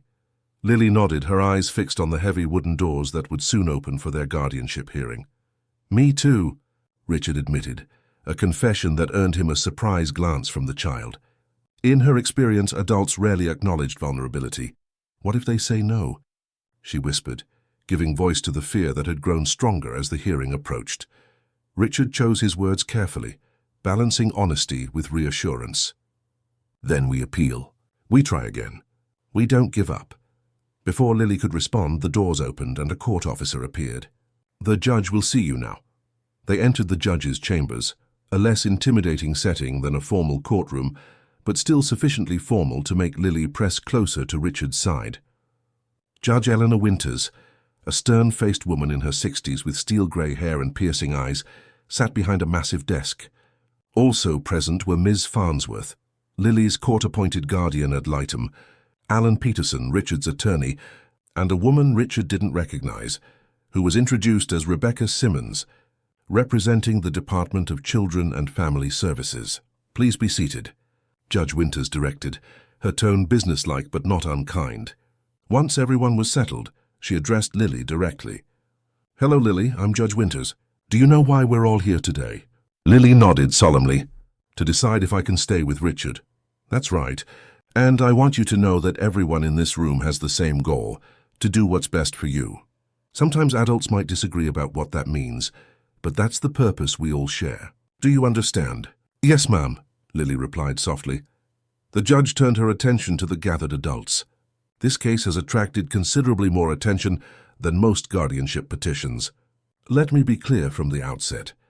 I'm not interested in media narratives, corporate considerations, or public relations concerns. My only interest is the welfare of this child. She shuffled through the papers before her. Mr. Peterson, please present your client's petition. Alan outlined Richard's request for permanent legal guardianship, emphasizing his financial stability. his commitment to Lily's well-being, and the strong bond that had developed between them. He detailed the specialized education, therapy, and support services Richard had arranged, as well as the home environment he had created.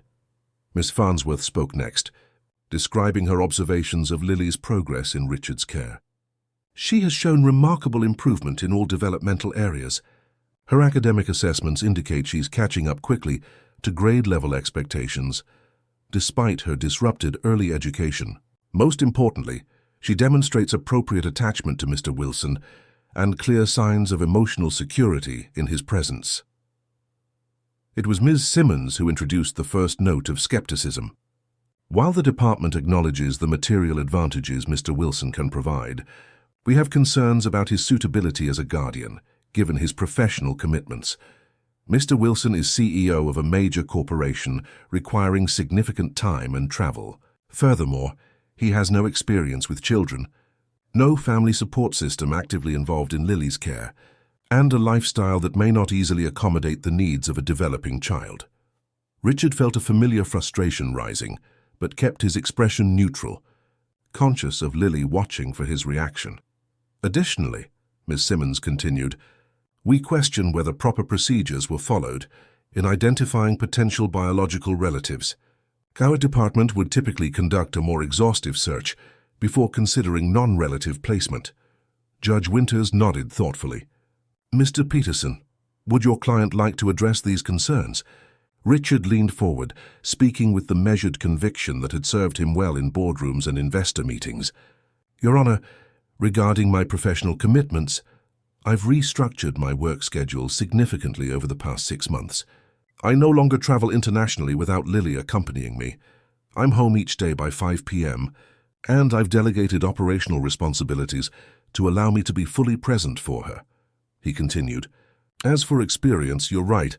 I had none before Lily came into my life.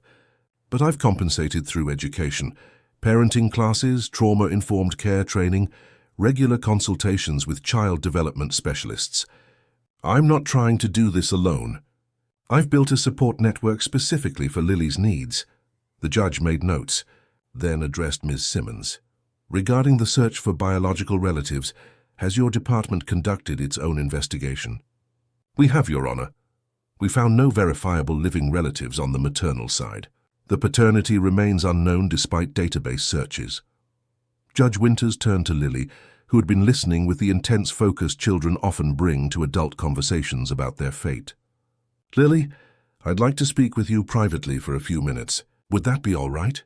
Lily glanced at Richard, who gave her an encouraging nod. Can I bring Mr. Rabbit? She asked, raising her stuffed animal slightly. A hint of a smile softened the judge's stern features. Mr. Rabbit is definitely welcome. The adults were asked to wait outside while Judge Winters spoke with Lily alone. In the corridor, Richard paced nervously while Alan attempted reassurance. Judge Winters has a reputation for fairness, the attorney said. She'll see how much progress Lily has made in your care. Richard was about to respond when the elevator doors at the end of the corridor opened, revealing Thomas Wilson. Richard stiffened immediately. What are you doing here? He demanded as his brother approached. Supporting you, Thomas replied, though his tone lacked conviction. How's it going? As if you care, Richard said coldly. After what you did, Thomas cut him off. I didn't leak those documents, Richard. I may have had concerns about this situation, but I would never expose a child to that kind of publicity. Then who did? Richard challenged. The information came from somewhere, and a remarkably small circle had access. Before Thomas could answer, the chamber doors opened, and the court officer summoned them back inside. Lily was seated where they had left her. Mr. Rabbit clutched tightly to her chest, her expression unreadable. Judge Winters waited until everyone was settled before speaking. I've reviewed all the documentation thoroughly, heard from each representative, and most importantly, spoken with Lily herself. She looked directly at Richard. Mr. Wilson, your petition presents unusual circumstances. You have no prior connection to this child, beyond the extraordinary incident that brought you together. You have no parenting experience, and your professional life is demanding by any standard. Richard felt his heart sink as the judge enumerated these points against him. However, she continued, What you lack in traditional qualifications, you have compensated for with dedication, resources, and genuine commitment to Lily's well-being. The Guardian ad litem reports significant positive development in Lily's emotional and physical health. The department, while raising valid concerns, has not identified viable alternatives that would better serve her interests. The judge shuffled her papers, then looked up again. There is also the matter of Lily's wishes, which I am bound to consider given her age and apparent maturity. She has expressed a clear desire to remain with you. Mr. Wilson, she describes feeling safe and seen in your care, words that carry significant weight from a child with her history. Hope began to rise in Richard's chest. Therefore, I am granting your petition for permanent guardianship of Lily Morgan, subject to quarterly home visits by Ms. Farnsworth for the first year and continued therapeutic support for Lily, as recommended by her care team. Relief washed over Richard so powerfully that he momentarily closed his eyes, steadying himself with a deep breath. When he opened them, he found Lily looking at him with a tentative smile that asked a question she was afraid to voice. "It's official," he told her softly. "You're staying with me." The smile that bloomed across her face was like sunrise breaking through clouds, radiant and full of promise. Judge Winters wasn't quite finished, however. "Mr. Wilson, a final word. This child has experienced significant trauma and loss in her young life. She has demonstrated remarkable resilience, but her healing journey is ongoing. Your commitment today must be unwavering, regardless of corporate pressures, personal challenges, or public opinion. Do you understand the gravity of the responsibility you're accepting?" "I do, Your Honor," Richard replied with complete conviction. "Completely and without reservation." Judge Winters nodded, satisfied. "Then I wish you both the very best. This court is adjourned." As they exited the chambers, Lily slipped her small hand into Richard's, a gesture of trust that moved him more deeply than any corporate achievement ever had. They walked past Thomas without stopping, though Richard acknowledged his brother's presence with a curt nod. Outside the courthouse, a small group of reporters had gathered, alerted to the hearing's significance. Richard had prepared for this, arranging for his car to be waiting at a private entrance, but the main doors were closer, and he was reluctant to make Lily walk the longer route. As they emerged, camera flashes erupted, and journalists called out questions. "Mr. Wilson, how does it feel to be granted guardianship? Lily, are you happy to stay with Mr. Wilson?" Richard placed a protective arm around Lily's shoulders, guiding her toward the waiting car, neither of them responding to the barrage of inquiries. Just as they were about to reach the vehicle, a man stepped forward from the crowd, a face Richard recognized with shock. "Mr. Wilson," said James Morrison, the former security chief who had participated in his kidnapping and was now serving his sentence under house arrest as part of his plea deal. "A word, please." Richard instinctively pulled Lily closer. "You shouldn't be here, James." Lily, recognizing the man from that terrifying night, pressed against Richard's side. "I'm not here to cause trouble," James said quickly, his voice low. "I'm here to apologize to both of you." He glanced at Lily, genuine remorse in his eyes. "I threatened you that night. Told you no one would believe you, that no one would miss you. I was wrong." "I'm sorry." Lily stared at him silently, neither accepting nor rejecting the apology. "My court-mandated therapy is working, I think," James continued with a self-deprecating smile. "I've been following your story, the shelters, the guardianship. You're doing good things, Mr. Wilson. Things I should have supported instead of—" He trailed off, aware of Lily's presence. "Thank you for the apology," Richard said stiffly, "but we need to go." James nodded, stepping back. "Of course. Just wanted you to know she proved me wrong that night. Proved a lot of people wrong. That kind of courage. It deserves to be recognized." As they drove away from the courthouse, Lily remained quieter than usual, processing the encounter and the significance of the day's events. "Are you okay?" Richard asked gently. She nodded, then asked, "Is he still a bad man? The one who held you in the building?" Richard considered his answer carefully. "He did something very wrong. He's being punished for it. But people are complicated, Lily. Sometimes they do bad things but still have good inside them. Sometimes they can change." "Like my mom?" Lily asked softly. "She did bad things too." Your mom loved you, Richard said with certainty. She was sick and couldn't take care of you the way she wanted to. That's different from choosing to hurt someone. Lily absorbed this, then changed the subject with the natural resilience of childhood. Since the judge said I can stay with you forever, does that mean I can paint my room purple like I wanted? Richard laughed, grateful for the shift to lighter concerns. I think that can be arranged. We'll pick up paint samples tomorrow. That evening, after Lily had gone to bed, Richard sat in his home office reviewing documents for an upcoming board meeting. A soft knock at the door interrupted his concentration. He looked up to find Lily standing in the doorway in her pajamas, Mr. Rabbit tucked under one arm. "Can't sleep?" he asked, setting aside his tablet. She shook her head, padding across the room to stand beside his chair. "I was thinking about something." "What's that?" "The judge called you my guardian, but—" She hesitated, gathering courage. "What am I supposed to call you now?" The question caught Richard unprepared. They had never discussed this specific aspect of their relationship, both of them content with using first names during the uncertain months of transition.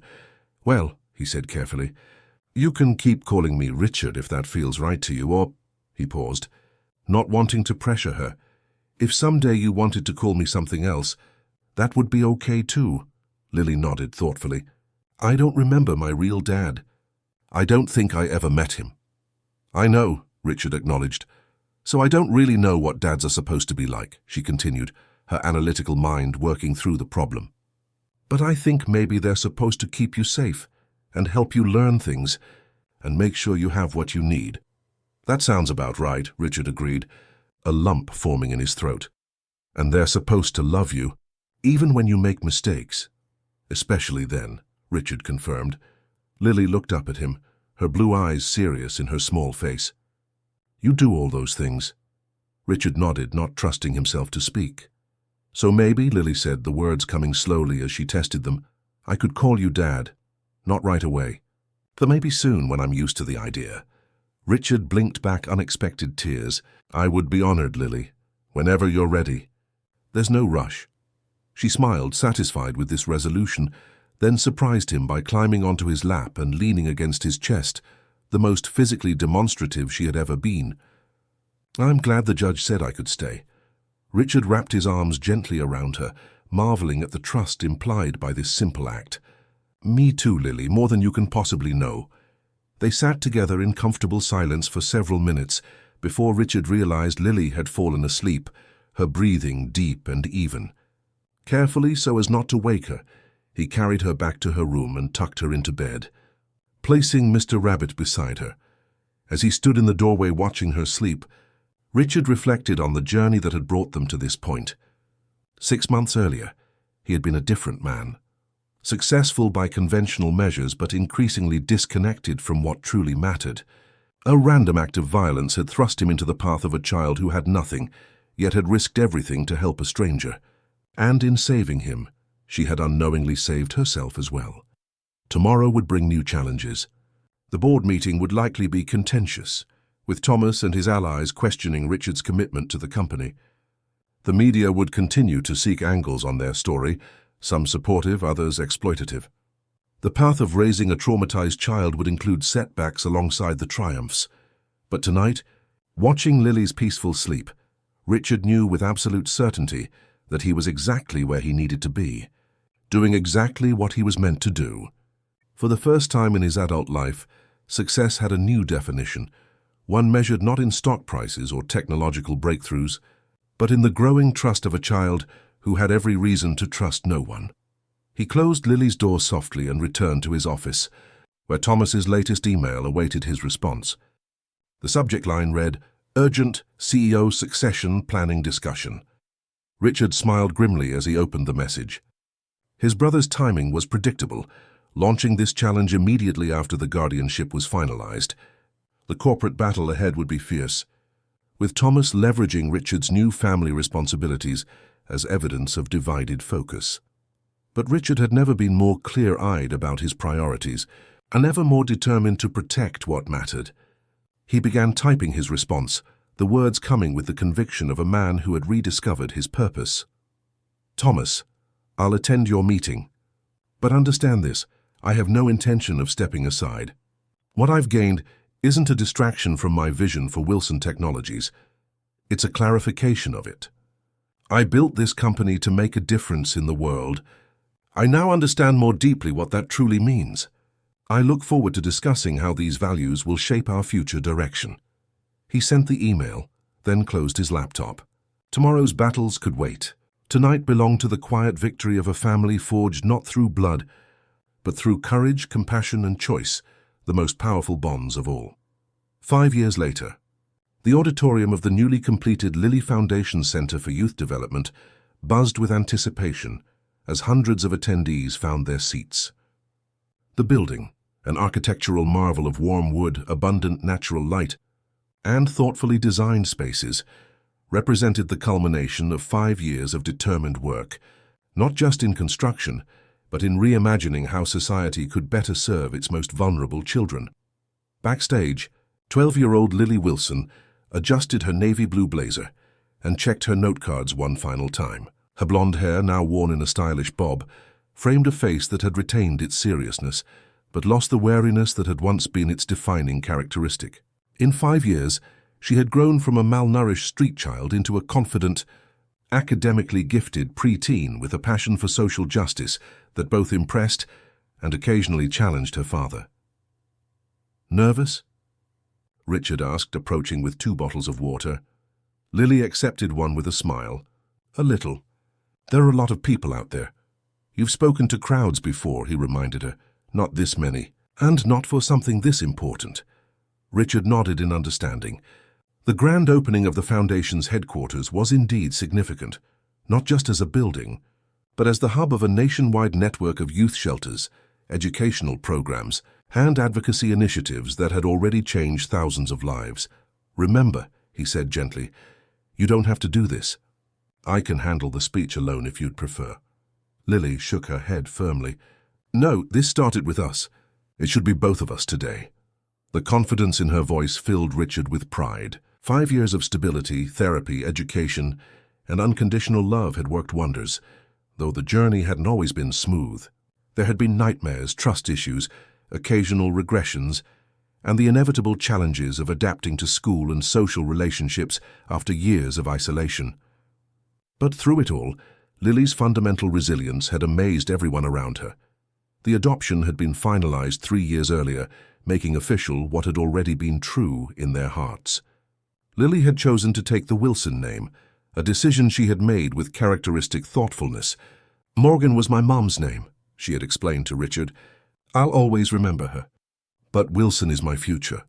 A stage manager approached, clipboard in hand. "5 minutes, Mr. Wilson." Richard thanked her, then turned back to Lily. "Ready for this?" "As ready as I'll ever be," she replied with a small grin. "Dad."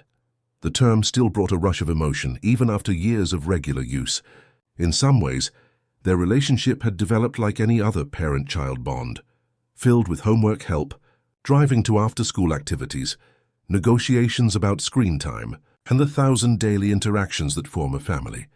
In other ways, it remained unique, shaped by their extraordinary beginning and the challenges they had overcome together. When their names were announced, they walked onto the stage side by side, greeted by enthusiastic applause. Richard recognized many faces in the crowd: business leaders, politicians, celebrities, and philanthropists who had supported the Foundation's work. But more meaningful to him were the less famous attendees: shelter directors, social workers, educators, and most importantly, children and families whose lives had been touched by the Foundation's programs. Richard approached the podium first, adjusting the microphone before speaking. "5 years ago, my life changed in ways I could never have imagined," he began. "Many of you know the basic story: how I was kidnapped by former colleagues, how a homeless 7-year-old girl risked her safety to alert authorities, and how that brave act led not only to my rescue, but to the creation of the Lily House shelters." He paused, his gaze sweeping across the attentive audience. "What you may not know is how profoundly that experience transformed my understanding of privilege, responsibility, and human potential. Before meeting Lily, I believed my greatest contribution to society was through technology, creating products and services that improved efficiency, connectivity, and convenience. I still believe in that work, but I now understand that true impact isn't measured in market share or stock prices, but in human lives improved, potential unlocked, and futures reclaimed. Richard gestured to the building around them. This center represents a new approach to supporting vulnerable youth, one that respects their agency, addresses their trauma, and provides pathways to stability without forcing them into systems that have historically failed them. In the 5 years since opening our first shelter, we've served over 12,000 children across 18 cities. 83% of those who have engaged with our longer-term programs are now in stable housing situations. 91% have either returned to school or completed educational equivalency programs. He continued with more statistics and milestones, acknowledging key partners and supporters. Then, with evident pride, he introduced Lily. But none of this would exist without the courage of one child who, despite having every reason to distrust adults, chose to help a stranger in need. My daughter, Lily Wilson. The audience applauded warmly as Lily stepped forward. She took a deep breath, glancing at her note cards before setting them aside. 5 years ago, she began, her voice clear and steady, I was living in an abandoned building, searching through trash for food and hiding from anyone who might notice me. I was invisible, or at least I tried to be. When people did see me, it was usually to chase me away or tell me to go somewhere else. Nowhere felt safe. No one seemed trustworthy. She paused, her composure impressive for her age. Tonight I heard someone calling for help. My first instinct was to stay hidden. That was how I'd survived so far. But something about those cries made me take a risk I'd never taken before, to believe that I could make a difference, that my actions mattered. Richard watched his daughter with a mixture of amazement and gratitude. They had prepared this speech together. But hearing her deliver it, witnessing her transform her painful past into purposeful advocacy, moved him deeply. What happened next changed everything, Lily continued. Not just because I found a home and a father, though that changed my life completely, but because I learned that even the smallest, most overlooked person can change the world around them through one brave choice. She gestured toward the audience. The Lily Foundation exists because of that lesson. Every child, regardless of their circumstances, deserves to be seen, not as a problem to be solved, but as a person with gifts, potential, and the capacity for courage. Every child deserves safety, education, and the chance to dream beyond survival. For the next several minutes, Lily spoke about specific programs the Foundation had developed, trauma-informed shelter spaces designed with children's input, educational initiatives that accommodated interrupted schooling, legal advocacy for unaccompanied minors, and reunification support for families in crisis. I was lucky, she concluded. I found one person who saw me completely and was willing to change his life to give me a home. Not every child will have that specific path, but every child deserves a system that values them, resources that support them, and adults who believe in them. That's what this building represents, not just a headquarters, but a promise to see, hear, and stand beside the children society too often overlooks. The audience rose in a standing ovation as Richard joined Lily at the podium, his arm gently around her shoulders. As the applause continued, he leaned down to whisper, "You were magnificent." She smiled up at him, eyes bright with emotion. We did this together. The remainder of the opening ceremony included a ribbon cutting, tours of the facility, and a reception where Lily charmed donors and policymakers alike with her articulate passion for the Foundation's mission.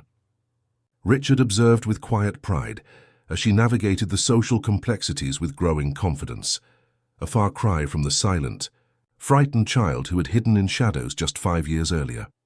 As the event wound down, Richard found himself in conversation with Governor Eleanor Winters, the same woman who, as a family court judge, had granted his guardianship petition years before. She had since moved from the judiciary to politics, becoming a fierce advocate for child welfare reform. "Your daughter is remarkable," the governor observed, watching Lily across the room where she was deep in conversation with a group of teenage shelter residents who had been invited to the opening. "Hard to believe she's the same frightened child I interviewed in my chambers. She surprises me every day," Richard acknowledged.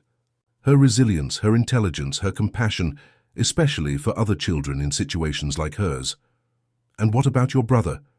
Governor Winters asked, changing the subject with the directness that had characterized her judicial style. "I understand there's been significant restructuring at Wilson Technologies." Richard nodded, his expression neutral. "Thomas remains on the board, but stepped down as CFO 2 years ago. We found a more productive relationship as family than as direct colleagues." This was a diplomatic description of what had actually been a difficult corporate battle. Following the guardianship hearing, Thomas had indeed launched his campaign to question Richard's leadership, citing his new family responsibilities as evidence of divided focus. The resulting boardroom conflict had ultimately led to a reconfiguration of executive roles, with Thomas taking a less operational position that better suited both his skills and the brothers' strained relationship. "And the company?" the governor pressed. "Thriving," Richard replied with genuine satisfaction. "We've refocused our mission and values, divested from several ethically questionable applications of our technology, and actually increased both market share and profitability. It turns out that purpose-driven leadership is good business." Governor Winters smiled. "I'm not surprised. Your testimony during the legislative hearings on child welfare reform last year was pivotal in getting the bill passed. You've developed quite a reputation as a corporate leader with an authentic social conscience." "I had an excellent teacher," Richard said, glancing meaningfully toward Lily. As the event concluded and the last guests departed, Richard found Lily sitting alone in one of the center's courtyards, a peaceful garden space designed as a sensory refuge for overstimulated children. She was perched on a bench beneath a flowering cherry tree, looking thoughtful.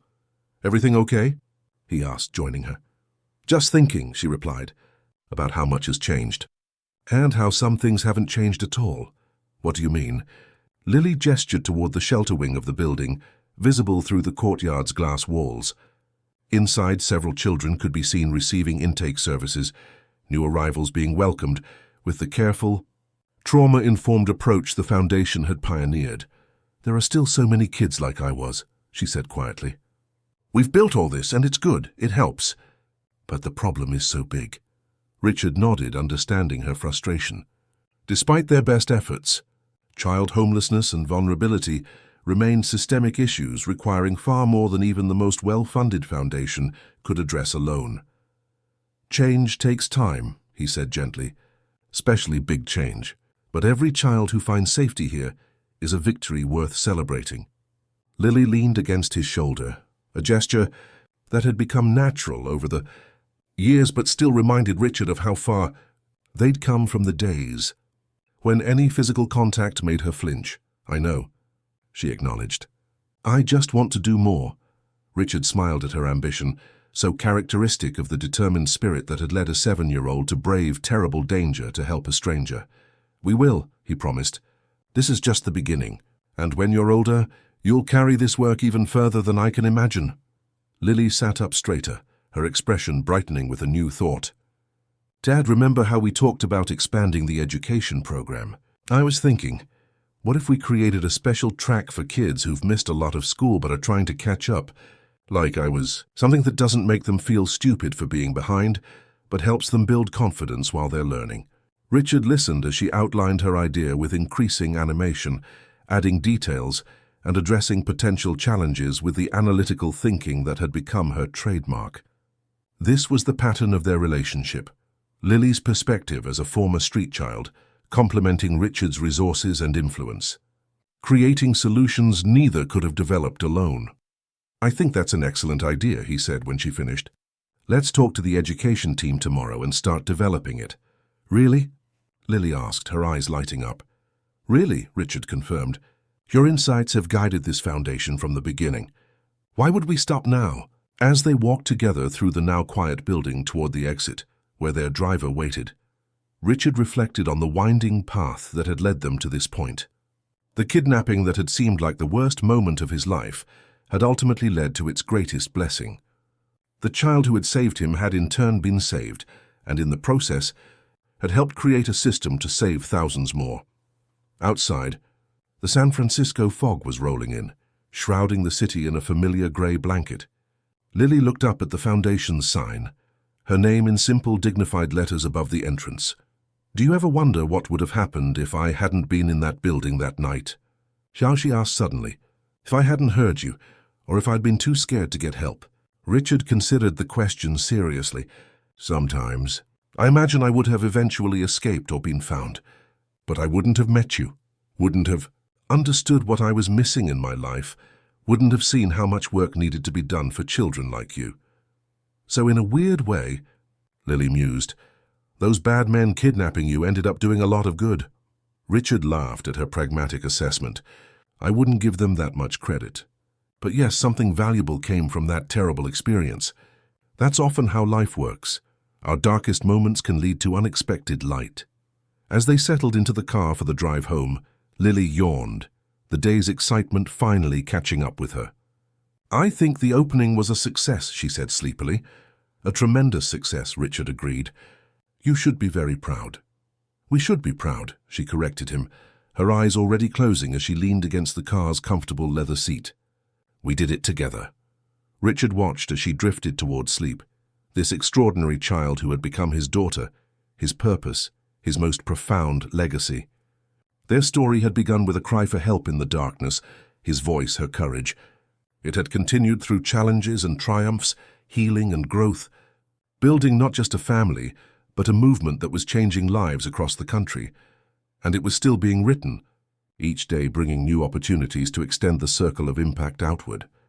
From one desperate night in an abandoned building to a nationwide foundation, from a homeless child and a kidnapped executive to a family bound by something stronger than blood, their journey had come full circle, transforming not just their own lives, but countless others along the way. As the car navigated the familiar route home through the foggy San Francisco streets, Richard thought about the path ahead. Lily would continue to grow, bringing her unique perspective and fierce determination to whatever challenges she chose to tackle. The foundation would expand its reach, refining its methods based on research and results. And he would continue to balance his corporate responsibilities with his deepest commitment, being the father this remarkable child deserved. In the end, the greatest lesson of their shared journey was perhaps the simplest, that transformation begins with seeing, truly seeing another human being in their moment of vulnerability. Richard had been seen by Lily when he was at his most helpless. She had been seen by him when she was at her most invisible. And from that mutual recognition had sprung a bond that had changed not just their lives, but the world around them. As Lily slept peacefully beside him, Richard whispered a promise he had first made 5 years earlier and renewed each day since. "I see you. I'm here always." And in the quiet of the car, surrounded by the fog that wrapped the city in its gentle embrace, that promise felt like the most valuable thing he had ever created, more lasting than any technology, more meaningful than any business success, more transformative than anything he had imagined possible before a brave child had shown him what courage truly meant.